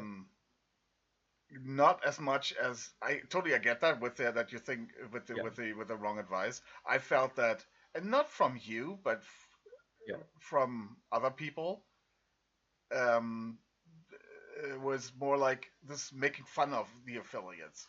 It's not. It didn't stay on that. This is wrong advice and this is dangerous. But it's more like making fun of people, and that's what bothered me at that point. But that's not actually not what I meant. This is right now Yeah. what I felt what I was going on about here was what I was choosing this topic. What I feel Yeah. right now is the splintering of the have and have nots, and that the haves basically looking down right now on the have nots.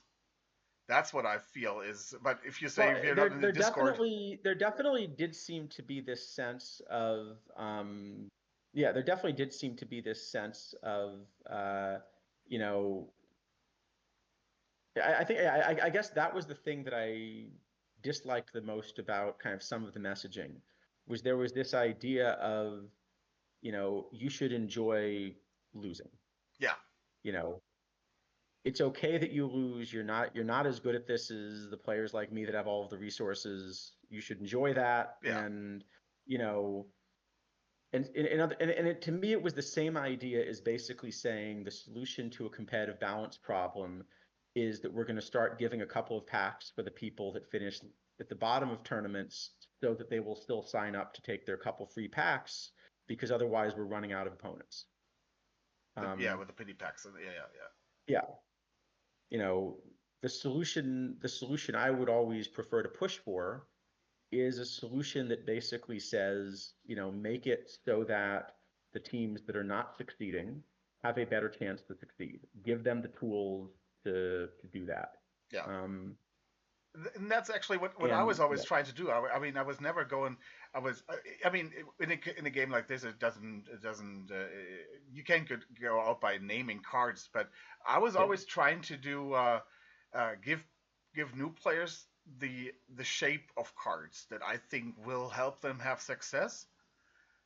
So that when new cards come out, they can take a look at those cards, look at the shape of the right. card, and then evaluate for themselves, is this card interesting for me or is it not interesting for me, and then test it out.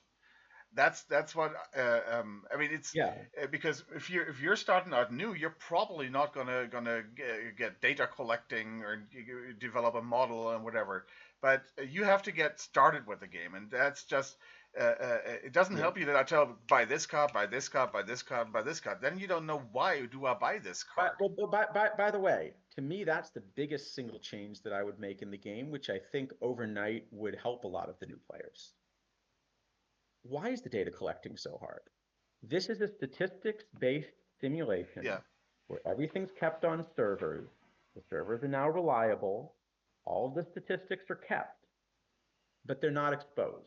So for example, if I want to, let's say, I mean, I don't collect data. I'm sort of model based, but let's say I wanted to collect data, right? If I wanted to start collecting data on bronze, unless I play in a tournament, I can't see the data, yeah, first off. exactly. And then second, the data aren't given in a way that are easy to access or easy to aggregate. There should be a simple API where I can simply look at every tournament that's been played and ask, give me all of the bronze data, regardless of whether I played the tournament. and don't make me click to every single tournament and go to pages and download it. Give me a single API where I can just add, or not even API, aggregate the statistics yourself and say, here are the aggregate statistics for the week in these tournaments. But, this is something that, especially as a new player in the game, are you going to get the meta 100% right aggregating statistics? Well, no, the statistics are always noisy. There's always additional skill that goes into interpreting them. But what you are going to do is you're going to be in the right ballpark. Yeah. You're going to get a sense of what are the cards, if I want to start playing bronze, what's going to get me 80% of the way there, so that instead of winning 0 tournaments, maybe if I'm entering 16-person quicks, I'm not winning a 16th of them by doing that. I still have to learn more about the game, but I'm not winning 0. I'm winning, 30th of them instead, so that I'm having enough success. And also, if your win rate is 0 and you make some improvements, your win rate might still be 0 if you start far enough behind. So it's hard to see that you've made an improvement. When you're at the point that you're winning just a little bit less often than everybody else, then you can actually see that those improvements mean something, because now you're noticeably winning more often when you do something better, right? VR Mind, Yeah. I kind of disagree with VR Mind. He says Sure. the data collection piece is cumbersome, but if it was simple, most people would have no idea what to do with it, or the time interest to do anything. That is, of course, I totally agree with that last part. I think easy data collection would just make the best players better. I don't think so, because I think they're already doing that. Yeah. I think the best play. I think it would cut the gap. Yeah. I think the best players. That's what I think too. Yeah, the best players already have all of the data they want. Yeah. Like I said, in my case, I'm a model-based player, so I'm not collecting data. But it's not that I don't collect data because I don't have time, right? I mean, I'm putting time into the game. If I thought collecting more data would help me, I would be collecting more data. It actually reminds me, so actually a bunch of people in the community have some poker background, because I guess it was a common thing to do, 15 years ago, if you, had this, this kind of, game theory, and so forth. But when I was learning to play poker, when I was learning to play poker, what I actually found was that I learned to play Omaha High-Low seriously. Is the first game I really seriously got good at. And it is a more complicated game than Hold'em. You don't see it as much on television. The reason I did it is that basically it was a game where, so in something like Hold'em, the gap between a world-class player and merely a very good player is enormous, at least over extended periods of time. But, in Omaha High-Low, the gap between a world-class player and a strong intermediate player is small, but the gap between a strong intermediate player and a completely new player is enormous. So it's kind of a good game to learn. I sort of feel the same way here. That what the data collection would do is it would make the gap between the completely new player and the player that kind of is thinking a little bit about it, that gap would be bigger. But then the gap between the players that, maybe just because the easy data collection thing you could do, you might not have no idea. You might have no idea how to turn that into a complicated model. But it would be very easy to simply say, let me take the players that are being run most often. Or let me take the players that had were on winning teams the most, or, the player that had the most war or whatever, right? And yeah, there are data cleaning problems. There are reasons that that's not going to give you quite the optimal lineup. But it would be a lot better than sort of doing it blindly. And I think where we lose people most often are the people that never get from doing it blindly to doing it reasonably well. Once you get to the point of doing it reasonably well and you see what the game is, you're giving the game a fair shot, you're winning, you're winning at least enough to kind of have those good moments. And then you can decide, do I want to put more time in and get really good or not? Right. Um, but we need to get everybody to that stage, I think. Yeah, I think so. That's the problem. Um, And Baffle, you know, I see your point there with the floodgate, and that will be more people to make contact to give out yeah. advice. I think that there basically comes this affiliation with OOTP into place, giving out this affiliation to people who actually know what they're talking about, and not somebody to be a hype man. Very simple. So that you have that this guy is in have this affiliation because they do a serious job with that, and Well, yeah. I not mean, it's like tough because look, yeah, I do feel like is if you're an, I do feel like if you're an affiliate streamer or anything, um, you are also representing that company. definitely, and So you are yeah, instead of a hype man, I mean, from definitely my yes, point of view, and this was a discussion I had with Nico prior to no longer being an affiliate, was that that I was not comfortable. I wasn't comfortable feeling like I was representing the company at a time when I didn't think it was going in a good direction. That was a conversation I had. Um, because I do think you're also representing. So I think it's okay. So I think it's okay to have this idea that affiliate streamers should be hyping the game. yeah, yeah, That after definitely, all, they're being supported in that way. yeah, yeah, Um, of course. That's yeah, what I meant. It's more like a yeah. So I think I'm fine with hype that. man I think, only. That's what I meant.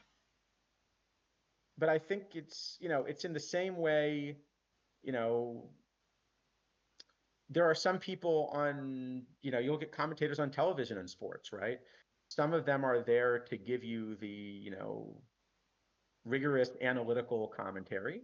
Some of them are there to be as entertaining and hype as possible. Yeah. And you want both in the community, you Yes. know. Yes. Like I don't listen to Stephen A. Smith for rigorous analysis on sports. No. Okay. But even if I disagree with him a lot, and I think actually the point is I'm supposed to disagree with him a lot. I think that's his shtick. Um, I am entertained by listening to him and disagreeing with him, right? Hmm. I Um, see it. I see that point. Yeah, yeah. so yeah, so I think you want both. Um, and I like the idea of having both affiliates that really are good at hyping the game, and there are some that are just excellent. I mean, someone like Dr. Dynastic, Yeah, he's a perfect um, hype man. Yeah. he's not somebody where I'm listening to him because I want his analytical skills. He's someone where I'm listening to him because when he calls a game, it feels like a baseball game, Yeah, and that's exactly what you want out of a baseball game, and the right? thing what he did perfectly was basically, especially like in 24 and also at the beginning in 25, he still did that. It was more like once he wanted to give, of course, some advice, but he did not give the advice, but he got himself the affiliates that are Yeah. knowledgeable about that, and some non-affiliates that are knowledgeable about that, and so that he did not give the advice, but he could still hype the game, but the advice Right. about the game was brought in by so-called experts, and that's the way the you can handle that with hype men then. Yeah, I agree. And, so I very much don't see my role as a hype man in a community like this. But the reason I stream is more, you know, I want the level of play to go up because that helps everybody is the point. Um, you know, that's kind of what I would prefer to see happen. But it's especially now, the problem is that uh, it's very difficult for a new player to find experts. That's that's I think been part of it. Some of it is kind of the Discord setup, and admittedly, this is the kind of game where, in some sense, the longer you've been around, the crankier you become. you know, um, and so it is the case that a lot of the people that have been around a while and become experts, you know, also are less unstintingly positive about things just because they've been around long enough to have their pet peeves, right? Um, but I think there does need to be a way to point new players to experts that will help them without having it be something where OOTP is endorsing. I think for a lot of reasons, I don't think it would work for OOTP to endorse my stream. You know, like that shouldn't be happening. Um, but I do think that my stream would be useful for new players who are trying to figure out how the game works. And I'm not sure. Maybe you have an idea for how you should bridge a gap I like think that. a new player is probably a little overwhelmed with your stream because it's too specific and it's too it goes too deep already. So and they are probably lost in that. But Yeah, it's but tough. It's tough because if we ever get questions from new players, then we go into stuff yeah, you in do detail. But you have to be willing to ask the question, and that's always tough. exactly. Exactly. You're afraid sometimes to do that because you're afraid of being ridiculed or being asking the dumb question and the saying that there are no dumb questions. That's an excuse by people who ask dumb questions.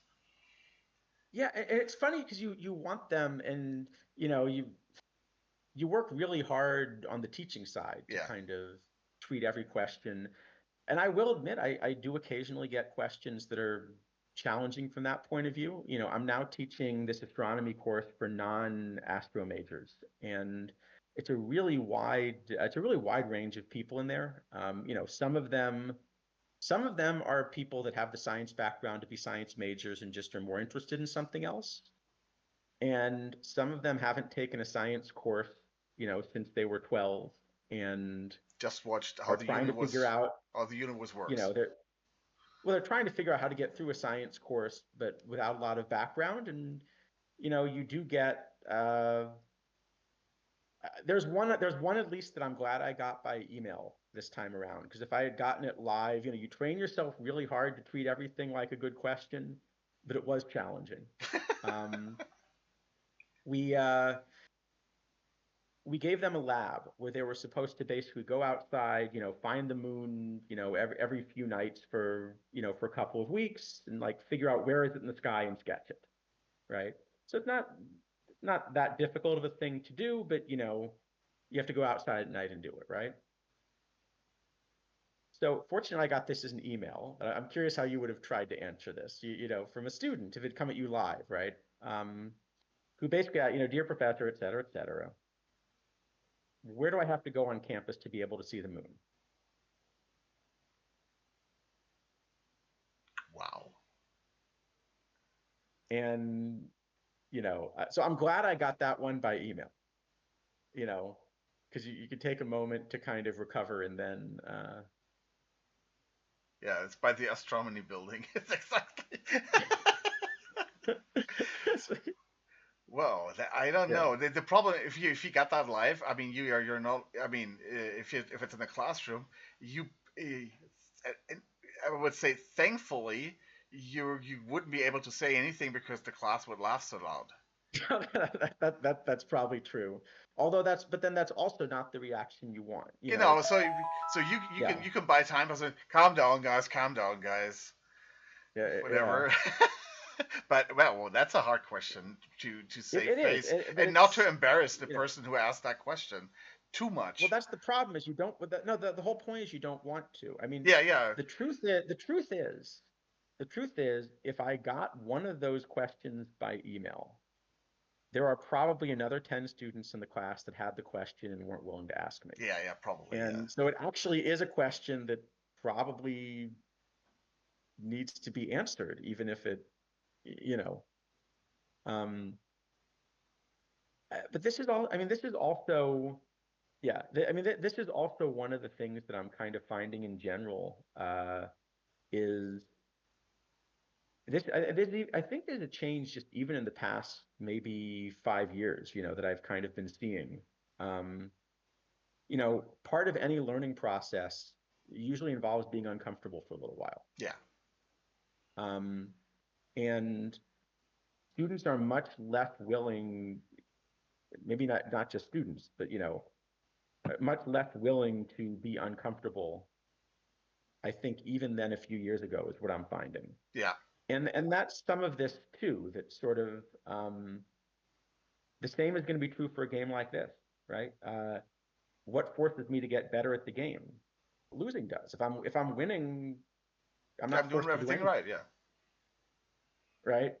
What forces me to get better at this is being uncomfortable and saying, oh, I don't want to keep being uncomfortable like Yeah. this. I better, you know, um, and that's, I think, one of the biggest problem that I think has happened in the past few years that's led to this situation has been this decision to cut off all of the avenues for feedback as soon as the feedback is not unstintingly positive. Yeah. Yeah. Yeah. Um, I mean, you that is know, not only an OTP problem. I think that's a generational that's in general a problem in various aspects of life.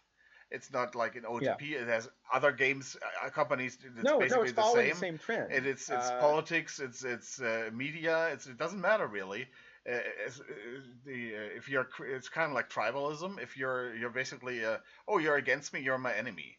That's not what Right. that's not what it is. But I think we have as a society developed into this way, and it just shows up here in a small area there.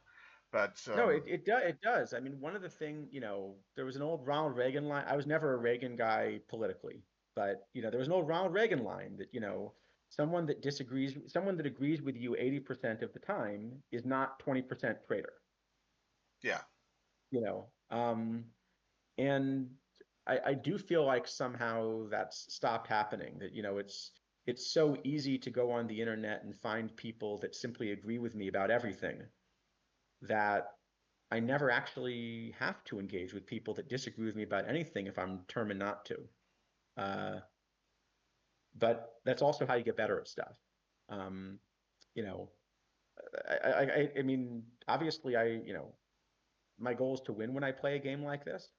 Um, but I really would enjoy being in a situation where I felt that other people were taking the same cards that I was and beating me consistently, because that would force me to then figure out why hmm and you know learn what I'm doing wrong and get better at it. yeah. Um, For example, like, right now, you but know, with me, I was like for a short period, like 4, 5, 6 days, I was winning a lot of iron tournaments, and right now I'm losing in the first round and getting swept basically all yeah. the So time. it could be, of course, it could also be short-term variance Yeah, because this is of the course way it could. it's all short series, but yeah, if that happens consistently, what it says is there's now something that you're not doing as well as other Exactly. players. There's something. Um, Something has changed that I didn't realize, right, and I have to adapt there. And right. that's very helpful, basically, to learn themselves, even if you don't collect data, just to see, okay, my results are different now in quicks, but also in the normal day, and evolve on that. Yeah, Now I am yeah, right yeah. now I am less inclined to do that because of all the other stuff, but still, I mean, that is still helpful. That I evolved with rehearsal, and my knowledge about this game evolves because of that. Because I'm forced to get better at it, basically. Oh, definitely. I mean, look, adapting is the fun part, and I think the other thing to keep in mind. I mean, it's too bad Izadafo's not playing this year. I completely understand the reasons he's not. Um, Probably if I were smarter, I'd have joined him. uh, but one of the things that hopefully you took out of the streams we were doing together was how often we disagreed sharply on how to value something. hmm Um, and we were both players that are having a lot of success. hmm We disagreed on a lot. Yeah. And what that's telling you is neither of us is playing the game anywhere close to perfectly. You know, every time we disagreed, at least one of us was making a serious mistake, and that happened often enough that both of us were making a lot of serious mistakes along the way. I don't think there's anyone that's playing this game close to perfectly, and so there are always places that you can attack. There are always places that you can discover additional tricks, and I think to me that's the fun part about a game like this. Exactly. But of course you have to. But to make that happen, it's really part of it is I don't think I got better as a player almost at all in PT 25. I got worse probably, yeah. And the reason was basically, in general, it's very difficult to learn something when you're outclassed or you outclass the other person from a card deck point of view, right? Yeah. In other words, if you give me 50 extra wins because I'm the one that has the combinators, it's very difficult for me to pick up the couple of extra wins optimizing for something because I don't even notice it's in the noise, right? And similarly, if I'm the one that's 50 wins behind, if I manage to improve and become 48 wins behind, I'm also not really going to notice that improvement in a way that I can see that something worked. Yeah, and additional for me, for example, because I was very, very low on combinators, basically, and try to have very few on the team. Basically, if I got one of them at a good price, I would take it, but I wouldn't pay. I would say I'm just not willing to pay 50,000 for a bronze card. I'm just not willing to do that. Basta. And so I didn't, and then I play the normal card there. But the thing is, could have gotten better? Probably, but my heart wasn't in it there. I was not willing to invest that much time to get better because of the whole surrounding. So my heart really wasn't in there. So I actually think I became a worse player in 25 than I was in 24. But the thing with the disagreement, I can see that because. I mean, and it is uncomfortable. In other words, there's something uncomfortable about kind of realizing that I've got the same card pool as you do and you're beating me. Yeah. When I don't have the same card pool, when you have all the combinators and you're beating me, it's nice and comfortable for me to just say, oh yeah, that's because you have all the extra cards that I don't. Exactly. So of course I got a scapegoat. I got an excuse. Exactly. Okay. When I'm trying to remember which football coach it was. Someone will know the quote, but there was one about how the really good football coach, was the one that could beat you with his, and then if you switch teams, he could also beat his with yours. Yeah. That's what real skill is, as a manager, right? Yeah, exactly. And exactly. So, what I would really like to have happen will be, obviously winning is fun, but you want to feel like you earned it too. You want to feel like you were in danger. And I really want to, what I'd like to do, what's most fun is if I beat you when we have the same cards. Yeah. But honestly, getting beaten when we have the same cards is the next most fun because now there's a clear challenge. All right, fine. Now I've got to question what I'm doing and actually figure out how to improve, right? Like think about the discussions we had mainly in 24 where, we would look at the same kind of tournament and we would want to run very different sorts of cards. Yeah. Okay, so we couldn't both have been right. Probably the real answer is that neither of us was entirely right, but we couldn't both have been right. Okay. But you know what? There was an easy way to figure it out. We play our teams against each other. Exactly. We see which ones are having more success. And the ones that aren't having more success, if that happens over an extended period of time, you have to come back and say, okay, I guess I'm wrong. I better improve, right? And I didn't feel like there was the opportunity to do that with the combinators and now the variants. Exactly. It wasn't. You don't have the opportunity to do that, maybe that's another way to say it, even if it's not statistics-based. I do think the statistics are a good way to do it. But one of the things that's really opaque in a game like this is when I win or lose, why did I win or lose? How kind of learning why that's happening so that you can then adjust accordingly, right? Um, and so that's where, to me, making the data collection easier uh, would just be a game improvement. Hmm. It at least lets you ask, what am I doing differently than everybody else? And now look, I've always been pretty open about the idea that I do trust my model. Yeah. I'm very willing to run a player that literally nobody else in the tournament's running if I'm convinced based on my model that it's the right player to run. But it's still useful information to know that nobody else is running it. That card. That still helps me figure out if it's not working.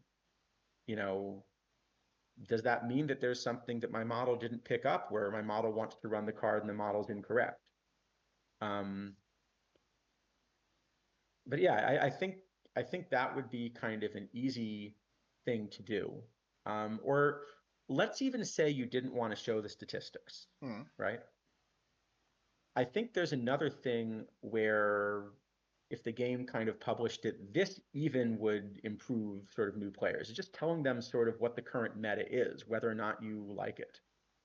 So for example, something like what fraction of teams ran this card in Quicks last week? Mm-hmm. So even if we're not going to tell you whether it's good or bad, it might be that 60% of teams, ran this card because they were all making a mistake. You never know, right? Or 60% of teams ran this card because this is the mission card and nobody's bought the non-mission card yet. But just kind of telling you this is what a lot of people are running is a good start. Yeah, for new players, definitely. Yeah. Like, it would be nice if there were just a weekly, some kind of weekly, like, this is the current meta.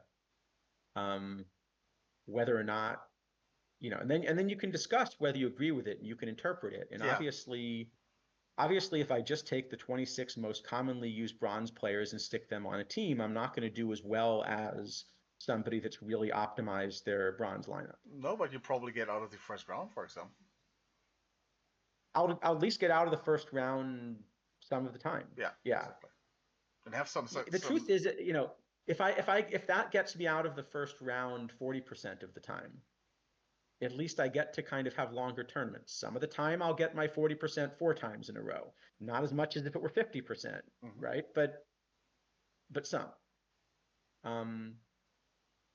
So that's kind of where, just kind of raising the floor, I think, is something that would be really helpful.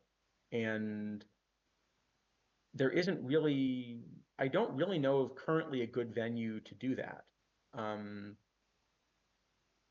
But I think it's important. Yeah. And it has to be, and it does have to be something that OOTP encourages people to find, even if they don't directly endorse. Mm-hmm. Definitely. Yeah. But they have to help the new players find it. So yeah, I think that would help a lot.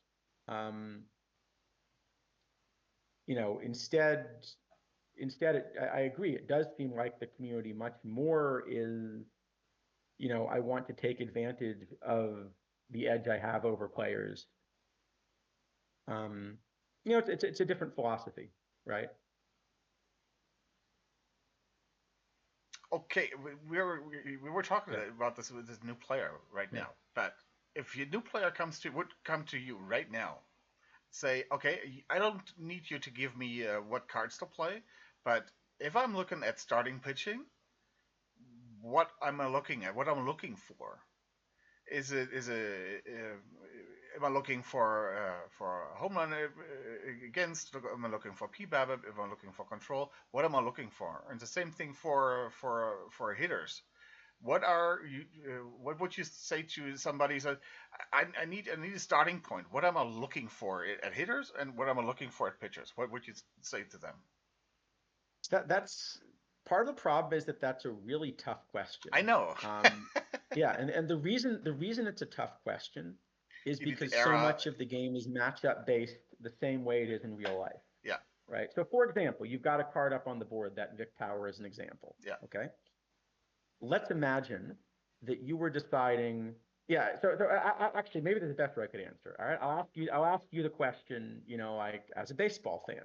Okay. Okay. And I'm going to have a really strong opinion as to the right answer, but I'll set it up as a trap, and I'll let you try to answer it first before Okay. I give you what I think is the only, because I think there's only one right answer, and it's never the right answer people give if I ask it this way. Okay. Okay. Bottom of the ninth, bases loaded, 2 out, 1-run game. What hitter do you want at the plate? Again, it's ninth inning, 2 outs. The usual, like, the situation you always get in the movies, right? Yeah, Game's on the line. Yeah. What hitter do you want at the plate? Is somebody on base? Yeah, I'll give you bases loaded. Bases loaded. 2 out, 1-run game, bottom of the ninth. The whole like situation you always get in the movies. Okay. What kind of what player I would love at the plate there? Yeah. My best OBP guy. Okay. But I'm saying if I asked you to pick a player, for example, right? Okay. I would say Tony Gwynn. Okay. So I'm going to argue that there's only one correct answer to this question. Okay. Which is never the one people give. I was upfront about that. Right? Yeah. It was sort of a crap. I think the only correct answer to this question is that depends who is the pitcher.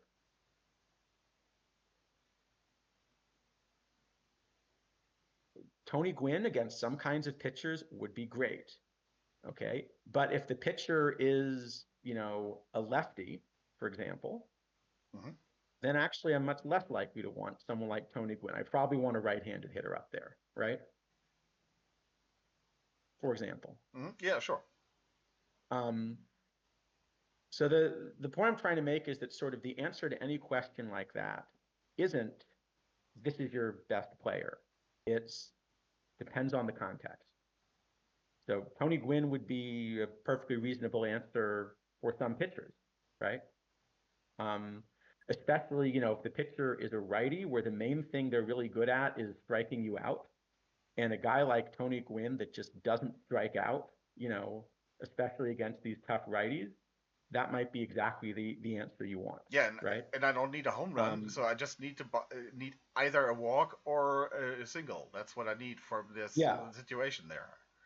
On the other hand, if you have, a tough lefty that doesn't have great control, and of course Gwynn is actually sort of also tough to walk. He just tends to, put the ball in play. Yeah. Maybe you'd prefer, a righty with a really good eye, right? So similarly, if you look at a card like Vic Power, there are some things that this guy is really good at. There are some things he's awful at, right?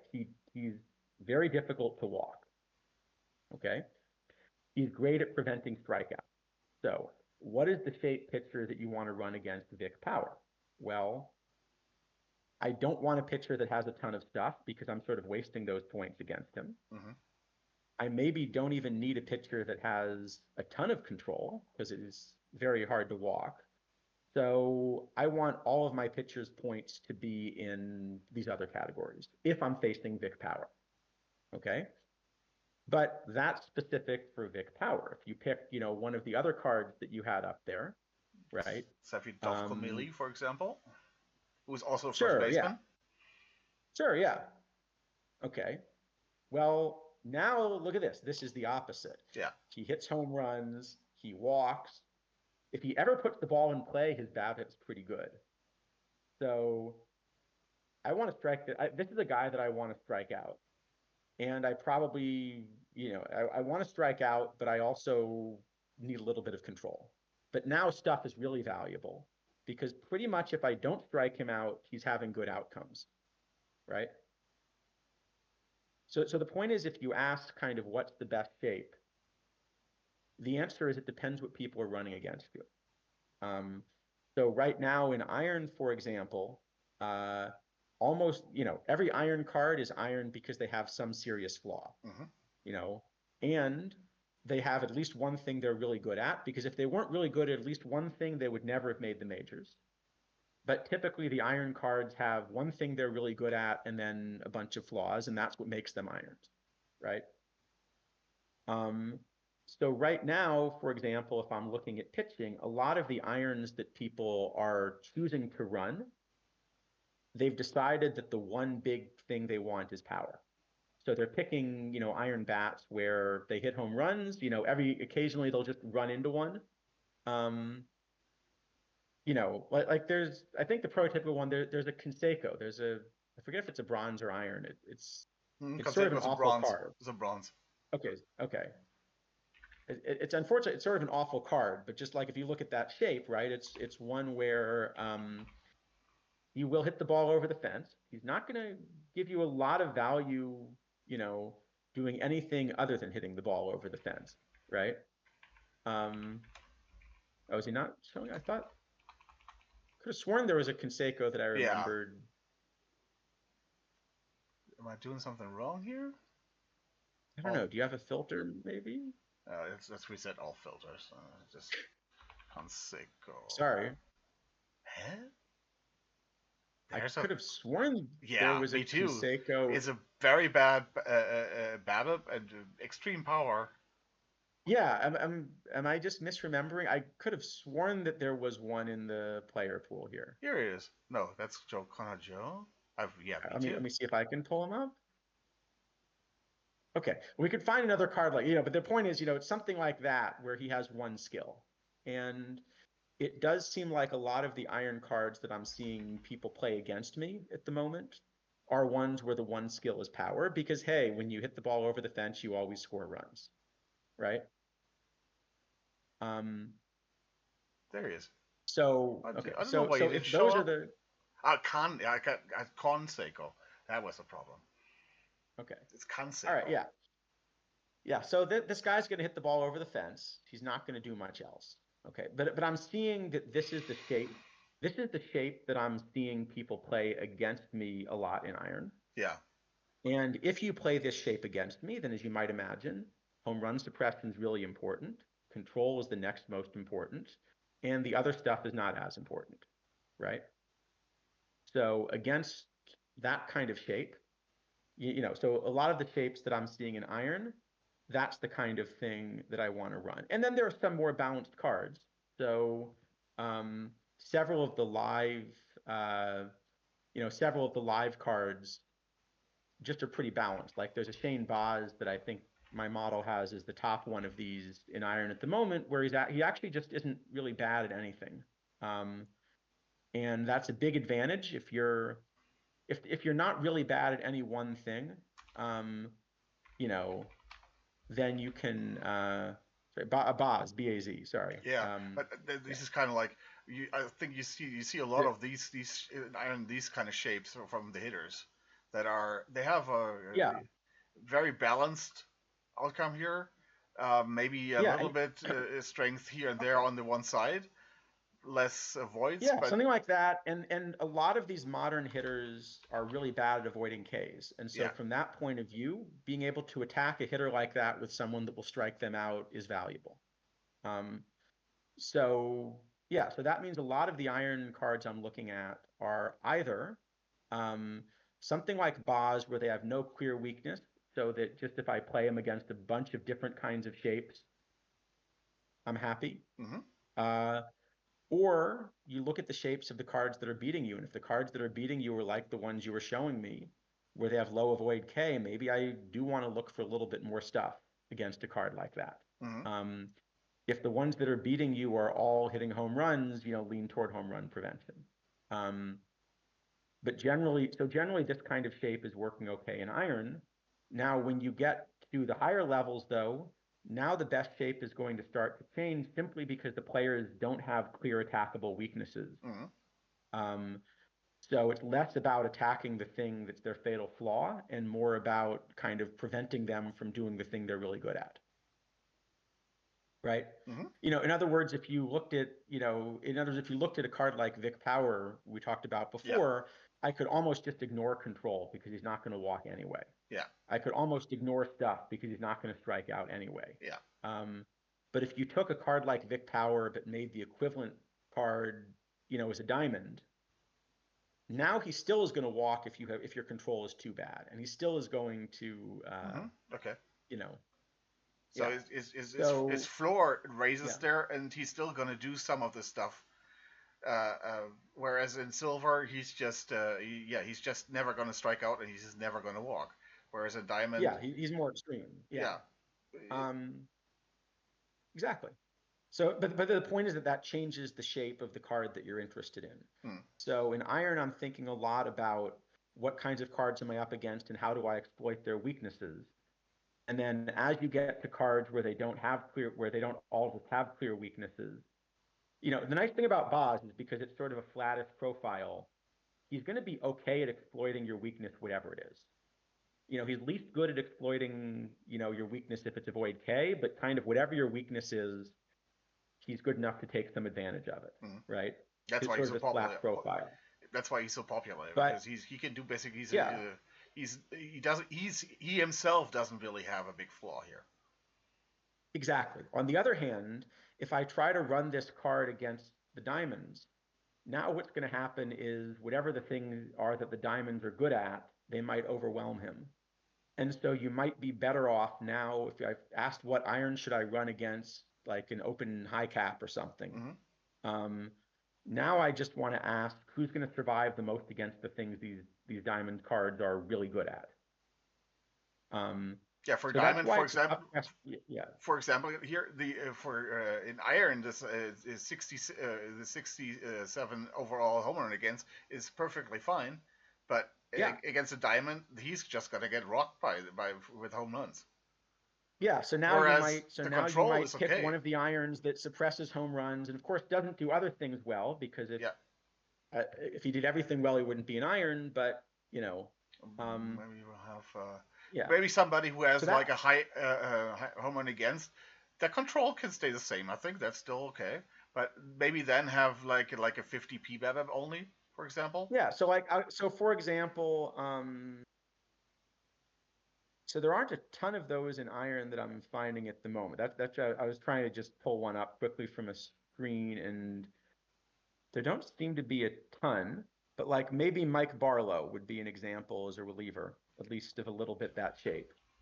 So I don't want to run this Mike Barlow. I don't actually want to run him in iron.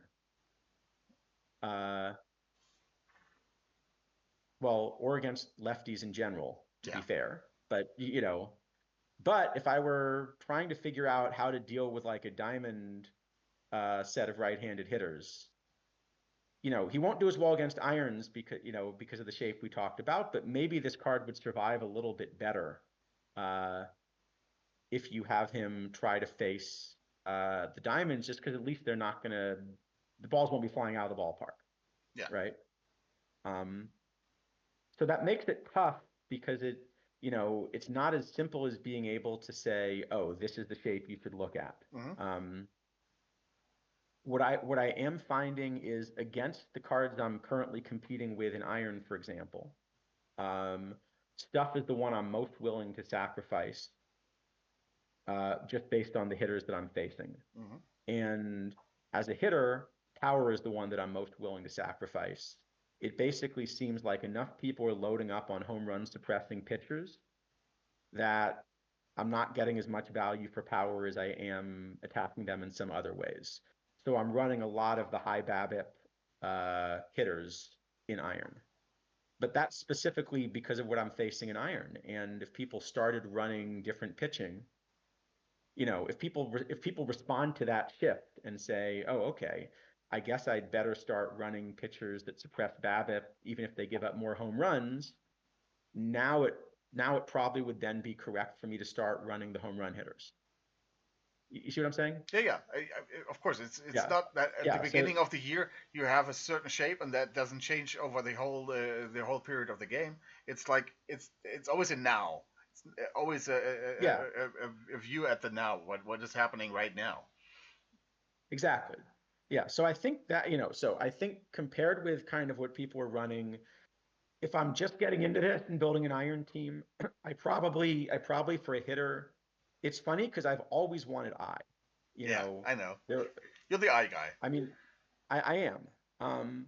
But at the moment, people are running a lot of control heavy irons and not a lot. And so actually, BABIP is doing better than I if you have to pick between the two.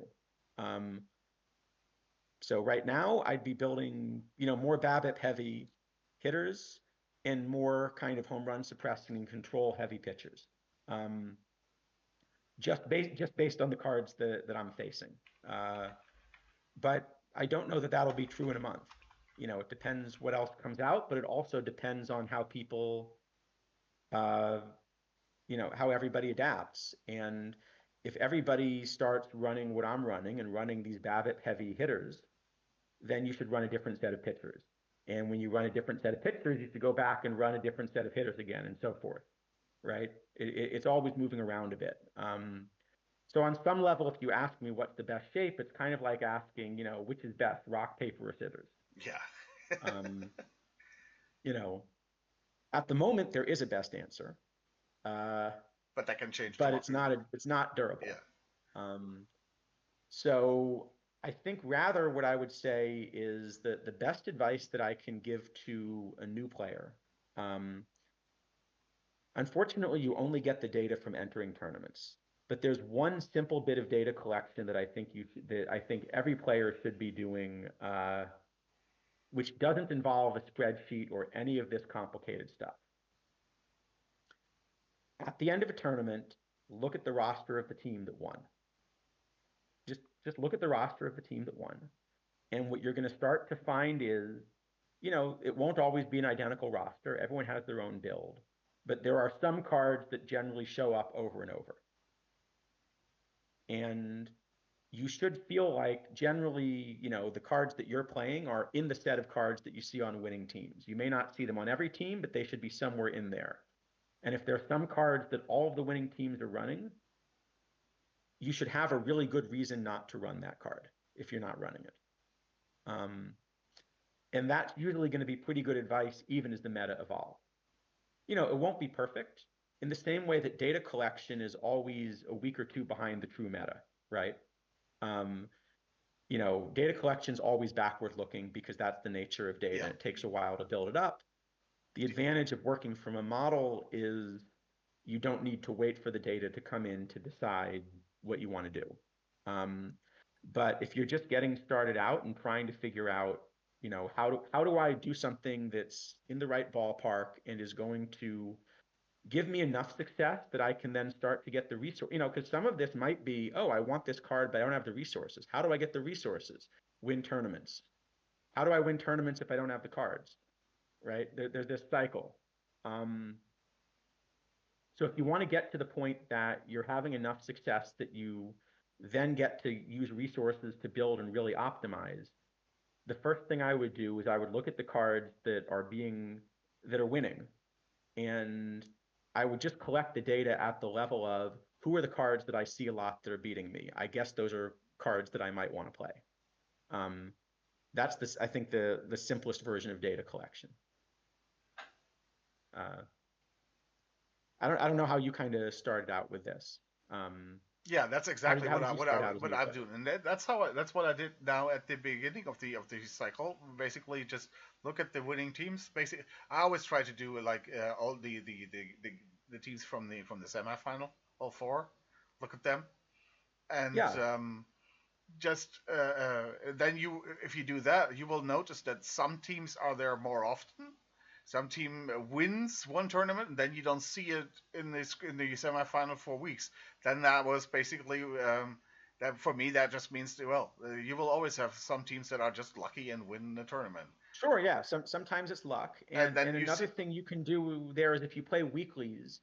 The nice thing about weeklies is because it's a longer tournament. If you look at the semifinals from weeklies, you're more likely to see well-constructed teams. exactly, and usually with weeklies, because the prize pool is much more valuable, you usually see more high class entries there. from high class. I mean, with good managers that are focusing on these weeklies because the payout is just so high that they don't want to miss out on that. Then Yeah, so I think that's good. So I think that level of data collection is really easy. It doesn't need a spreadsheet. You don't have to learn to export anything. yeah, Um, but that will kind of help get in the right frame, and then you start to optimize. So there are some things that you'll do, as you say, you might notice that there are some teams that tend to make these semis over and over again, right? Um, like one of the ones that I always noticed when I was beginning that they're still in the game, or the Astor's team, the Minneapolis yeah. Millers. Um, I think they're they concentrating on just are gold right always now, a but yeah. I remember noticing them mainly in weeklies at the beginning, and then but they just always have a well-constructed team. So if I but you'll start to notice, okay, these are teams that frequently do well. Maybe I should pay the most attention to those teams yeah, because they probably have put the most thought into kind of hitting the right build. Um, and so I would take that as a starting point, but also I would keep in mind it's only a starting point. Um, None of us is playing this game optimally. Uh, so like with any guideline that you get, um, do trust your own judgment. So I like to be aware of the cards that my model disagrees with everybody else on, where everyone else is running it and I'm not. I like to be aware of that. It's something to keep an eye on. Um, but ultimately, I'm still trying to trust my way of playing the game. And you want to do that as well. yeah. So be If you aware of like it. Kitty, trust your But gut and play Kitty. yeah, there you go. Um, and and I think it's worth kind of keeping that in mind as well. So those are probably the main tricks. Um, plus plus finally the usual just stuff about think about full roster construction as well. So there's a lot of stuff that new players are not taught, where if you make certain kinds of mistakes, it's just impossible to even win a quick, because you can't, you can win one series being lucky. So as an example, if you have a depth chart where it's impossible to rest some players, you know, like could be that you only put one catcher on the roster. But for example, the more common one I see is you only have two players on the roster that are middle infielders. And so your backup second baseman is your starting shortstop, and your backup shortstop is your starting second baseman. It might look like you have a backup everywhere, but in reality, nobody's ever going to be able to get any rest. Um, and there's enough of a penalty for players being fatigued here. Sometimes you'll be able to win one or two series. Maybe I got a sweep in the first series, and so I got 2 off days, and I didn't notice the lack of rest. Um, but even to start winning quick, it's almost impossible to win a quick without having a 5-game series in your best of 5 somewhere, which means you're getting no off days. Um, so there are a few things where you also want to look a little bit at some tricks like that if you're a new player. Um, we always sort of tell people, if people ask me, what can I do to start winning in this game? There's nothing you can do that will get you to win in this game. Not directly. It's too hard. Baseball has too many short series. There's nothing I can do that's just going to make me win a tournament. But there are a lot of things that I can do that will make it impossible for me to win a tournament. And so I try to kind of learn to avoid all of those. And if you avoid all of those, then you have a chance to win the tournament, right? Mm-hmm. Then you still also have to get the luck in the same way. We're talking about the Dodgers, right? The Dodgers have done all of the things right to win the World Series this year. That doesn't mean their odds of winning the World Series should be better than, probably 1 in 8 or something. Uh, you know, but that's about as good as you're going to get. They haven't done the things that would make it impossible to win a World Series. Beyond that, then you take your shot, Yes. right?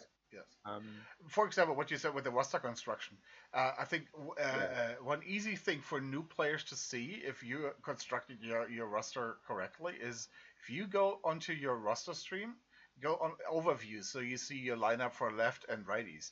When you see like mine here that you have 4 guys that are not starting, then that is not an optimal roster because what you basically would love to have probably that you have everybody on your roster is having a role somewhere as a um, you at least have to look at why does this Ted Sizemore doesn't start either neither against the righties not against the lefties, for yeah, example. Why does the Javier Molina doesn't have that? Why do these players are? Why do I have them on my roster and I'm not using them in a regular basis? yeah, And the optimum thing would of course be that you use everybody. That is maybe unlikely, but at least having 4 tells me that this roster is not really good constructed. That there is definitely some room to improvement there.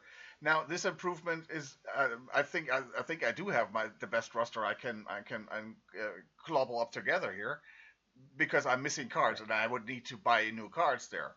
But that is if you have 4 cards here that are white, that means you need to attack this roster and get more green in here. yeah. Or at least I guess the way we always put it was every player on your roster should serve a purpose. Yes. For There example, should be this a Ted reason that you've Sizemore, chosen to. Yeah, I have 2 players that I do want to play both ways because they are not very splitty, and I need a backup for them, Amar. So I can have a backup for second and short, right. Yeah. and So this that's is this okay. So that's his purpose then, right? that's purpose, and that's okay that he's white. Yeah. But that's the point is more that what I should do. I could put the link in the chat. So there's a little checklist that Isadafo and I put together at one point on stream, just just for sort of like does everything make sense on the roster? Um, you know, Yeah. I can let me see. Yeah, I think I can just. If I you think just this is the right link. Here, I'll give it put to it in me chat. on Yeah. Discord, then I can put it in chat. Oh. Is that the okay? Sure, I can do it that way. Um, here. Um, and you can just kind of go through this yourself. Some of these are harder than others, you know. So, if you're scoring kind of 100% on it, your roster's in really, really good shape. But, it's more just these are all kind of things to think about where if you've never thought about them, right? And so I'm not saying something like, this has to match a meta team or something. But one of the things on this list is you are kind of aware of the cards you're likely to run into. So if you're not running a meta card, it's not because you've never seen the card, it's because you chose not to run it. Yeah. And I think the idea is everything on this roster, on this list, is at least something that will help you to think about, um, you know, and some, because if you've never thought about them, it's important, right? So for example, what era play is set in, okay? Whether or not you make a change for it, if you don't even know the era that it's set in, you probably haven't thought really carefully about the roster. Yeah. Right. So something like that. So I guess that's the way I would kind of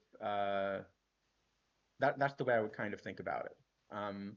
So hopefully everything in there is useful from that point of view. And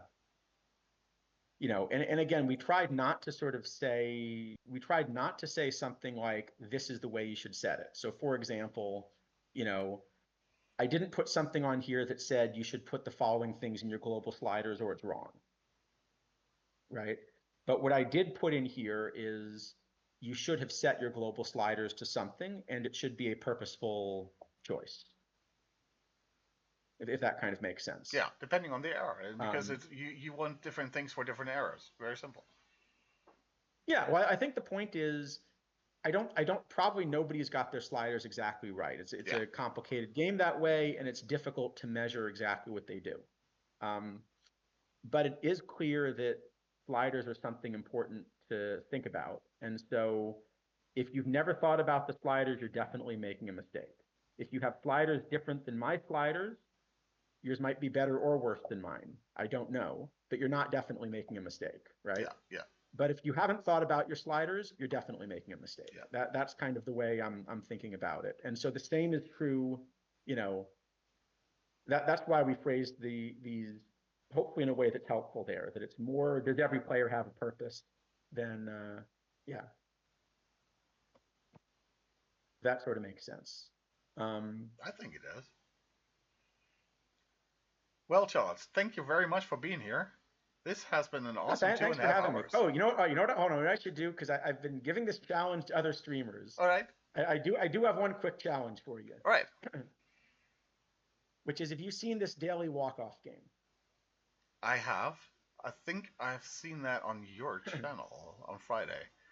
Yeah. Okay. That's my challenge for you. So, some days are harder than others. Play.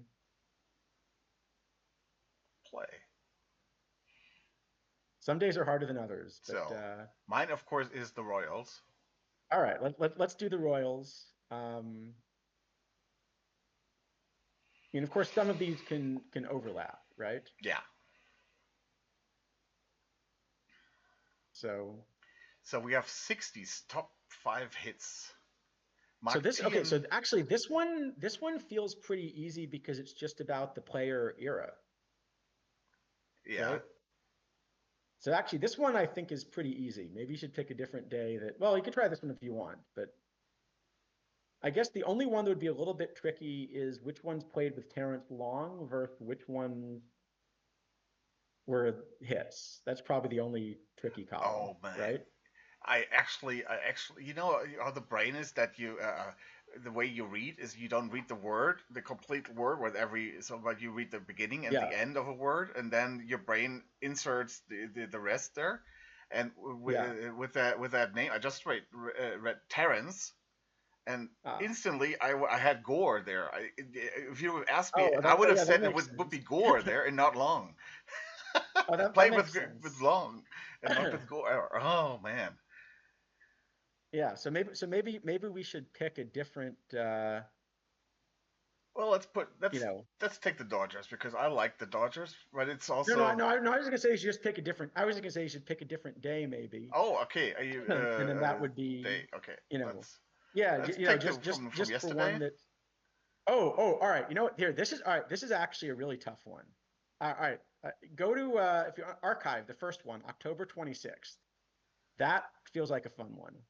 October 26th. No, right at the top. Yeah. Just no. At the top of that, they have the I have October 25th here normally. Oh, hold on. Really? Oh, you know what? Click on it. I bet there's a date rollover thing in there. Try clicking on that one. See if it's the same puzzle. It is the same puzzle. Okay. So there's probably doing something with a local time zone. Oh, okay. So this actually feels like a good challenge. So it's about royals who came from other teams. Yeah. Okay. So Duffy. Yeah. This feels all right. This one I can definitely help with then because all right. So this is definitely right. Duffy and Cuthbert are both draft picks by the Royals. Okay. Cueto was definitely Cincy, right? Yeah, debuted with Cincy. Shields has to have been Tampa. At least I remember him from Tampa. Yeah. So first of all, that Betancourt was Seattle and Shields was definitely Tampa. Yarborough should be Tampa too. I think so. Yeah. Duffy. I think Travis Wood might have been Cincinnati. I'm not sure. I don't remember. I think so. Misiewicz, I think, was Kansas City. Okay. I think it was Kansas City. This one's definitely tougher. Brenton Maurer.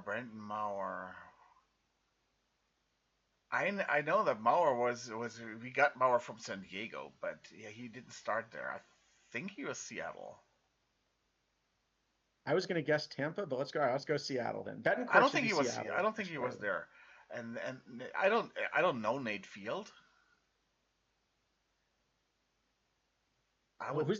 who's the other? Yeah. Hmm. I think I would try it this way. All right, should we try it? Swing it. So Misevic is not correct. Mauer was All right. Well, Seattle. we got two of each though. So Yeah. that's actually all right. So maybe did Field debut with KC then? Maybe. So this is wrong and this is wrong. So we switch those two. You want to try that? Yeah, let's try that. All right. All right. So Field, it's a Kansas City guy. I don't know him. Okay.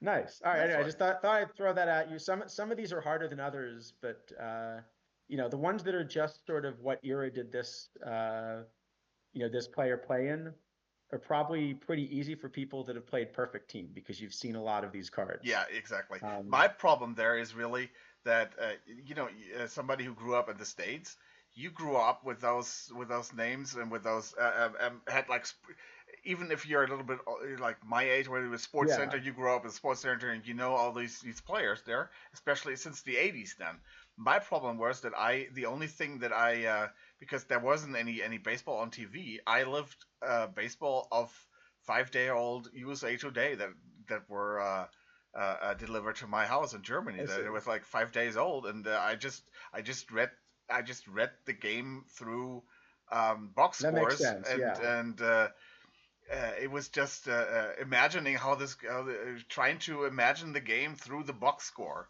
So a lot of guys, especially if it's after the 90s or earlier than the 90s, I have at times really problem. Like somebody like Nate Field, Kansas City. It might be Kansas City is my favorite team. I still don't know who Nate Field is, and so I'm missing a lot of things from what is before the 90s. I actually don't know who Nate Field is either. I'm now going to have to look this up. Yeah, but you're not a KC Royals fan. Oh. I am also not a Royals fan. All right. Okay. So he played 2002 to 2007, but he only threw 87 innings total. 21 innings in 2003 and 44 in 2004. So okay, so he's probably not the most memorable Royal. Yeah, and I couldn't. Those were the days after they traded basically everybody away that they got. Baroa turned out to be shit. Damon is gone. Carlos Beltran is gone. Jermaine Dye is gone. All these good players are gone there, and we start to get into the we're a perennial 100 game loser team for the next 10 years. Yeah, so makes sense. Yeah, no, those are not the most memorable. One thing, but just thought I'd throw this at you because it's kind of a fun. Yeah, definitely. Some of these are easier, some are harder. It depends kind of how much of a history they have. You learn from that, of course. You learn a bit of history with that, like with Brent Maurer. I've never really thought where he debuted at. Again, I know him from the that he was actually had some good stretches there, and we got him from San Diego trying to repeat, and it really turned sour. But and we gave up a lot of prospects there that actually turned out to be pretty good. Yeah, whatever. But VR Mind had something that I'm sorry, VR Mind, that I didn't see that earlier. But speaking of data collection, I feel like getting tourney data is, I don't even know what cumbersome is. I don't know what that is, but doable. Data on the impact of sliders is harder for me to wrap my head around to get. Yeah, it's really data on the impact of sliders is going to be really hard because there's no you need really large samples. So the people that I know that have done the best data collection on sliders did it one of two ways. One of them did it in the base game, Because in the base game, so if you've seen the kind of things that Franchise Time Machine does, where he does these experiments with the base game, you could set an experiment like that up in the base game with different sliders, would be one option. Some of the best people on that, Sergeant Mushroom is probably the best person I know with this. I don't think he's been around for a couple years, but you might be able to find some old archive of something he did. But I think that's the best way people have learned about sliders. The other, I have to be a little bit careful talking about on a stream. might be better if somebody DMs.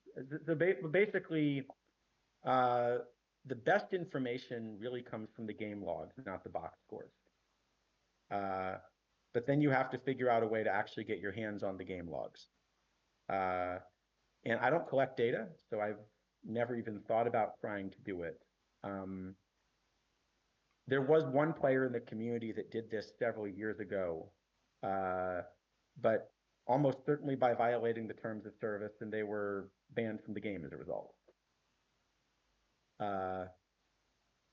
But the data set's out there, and it's still one of the places that people go to when learning about sliders. Interesting. But it is kind of weird that sort of the game intentionally, because it generates all of this information, and you'd like to have it because, for example, like if you're thinking about defense, you know, there's a lot of information. There's a lot of information in the game logs that you'd really like to have for defense. Like if you look at any of the, I don't know if you've ever just read through the game logs, but they tell you things like for every hit, what direction did it go, and which fielders was it between, and what was the exit velocity, and so forth. You know, for every single ball put in play. And if all of that information were available in a way that you could process it, you might be able to build a pretty good idea of sort of how defense works in OOTP. Because the actual defensive stats that they give you just don't work. I don't know how much you've looked at the defensive stats, or have you, or? Me? With the defensive stats, I looked at it. I mean, you know, I'm the defense guy, you know, but that I say that the impact of the defense is in tournaments is minimal, and that I'm not ignoring defense, but if I have a chance to get somebody who has a little bit of weaker defense but a better bat, that I put the better bat in there. That I'm risking, that I think that that will overall get me more. The problem is I cannot prove it because I don't have any data to prove that. That's basically my gut, basically my style of thinking, and that's I don't think that's so far I have not seen that that's incorrect. Actually, Franchise Time Machine tried to do that in one of his experiments just last week.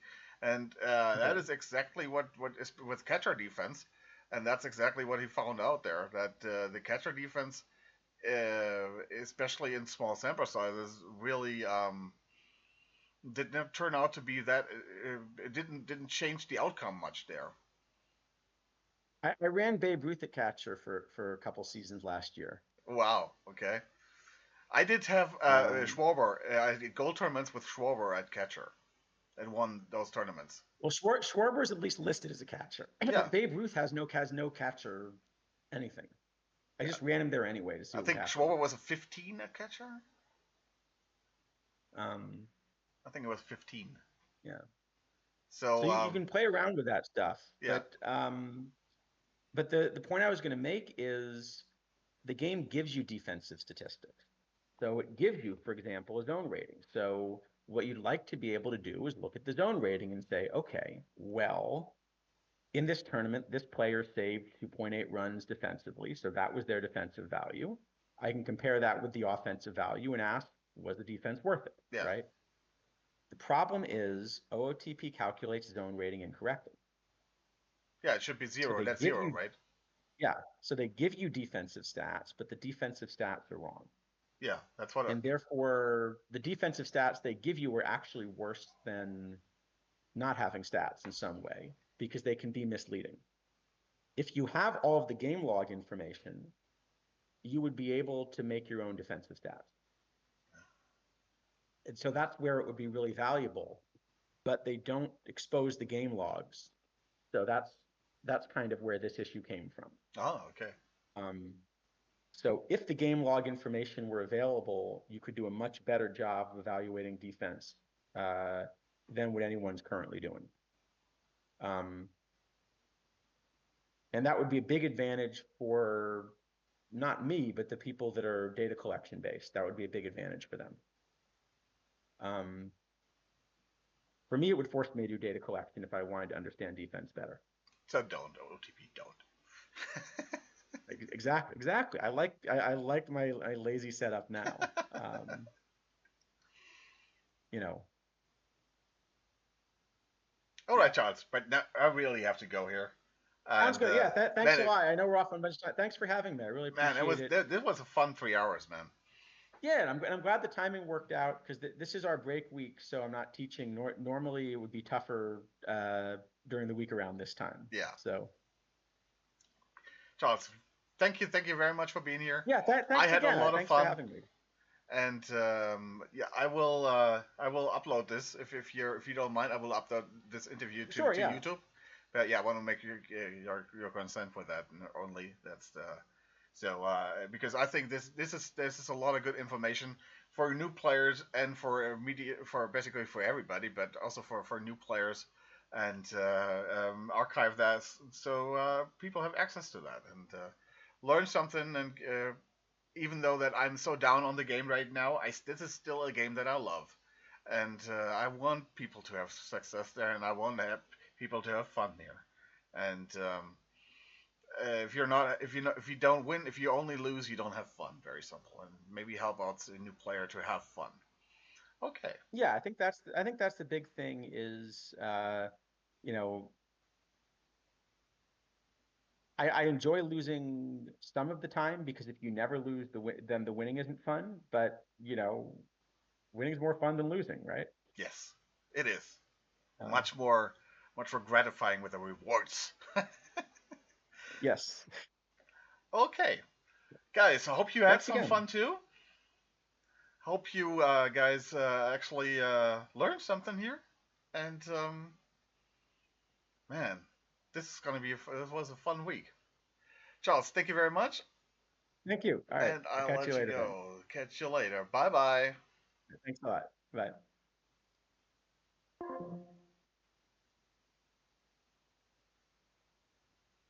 So here we are back. Man, that was fun. Ah, man, this was really fun. I had such a great time. Yeah.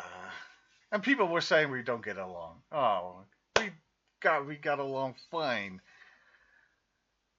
All right, guys. Yeah, this is Friday, of course. I wanted to open some cards, but let's do that tomorrow. And so we have something to do tomorrow, actually. And yeah, no Minerva tomorrow. Minerva will be back on Monday, and we'll have our baseball talk on Monday. We'll and finally get back to playing some games. Yes, but yeah, I'm a little bit sore from with my hand, so not having a controller in that hand is probably not that bad. So, guys, hope you have a great weekend. Once your Friday is over, a weekend starts today. Of course, not a lot of games on, but have fun watching baseball on Saturday. Have fun watching baseball on Sunday. Finally, baseball is back, and I love it. I love it.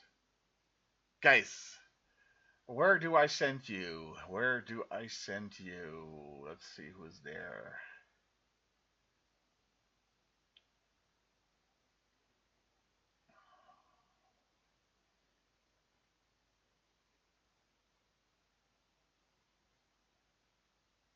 Let's go. I sent you to Honk. She was so so kind of dropping a 5-bomb earlier. Let's repay that kindness with raiding her. She's doing Fortnite, and hope you have some fun with her. Say hello, and see, D King is already there. Very nice. Let's start this raid.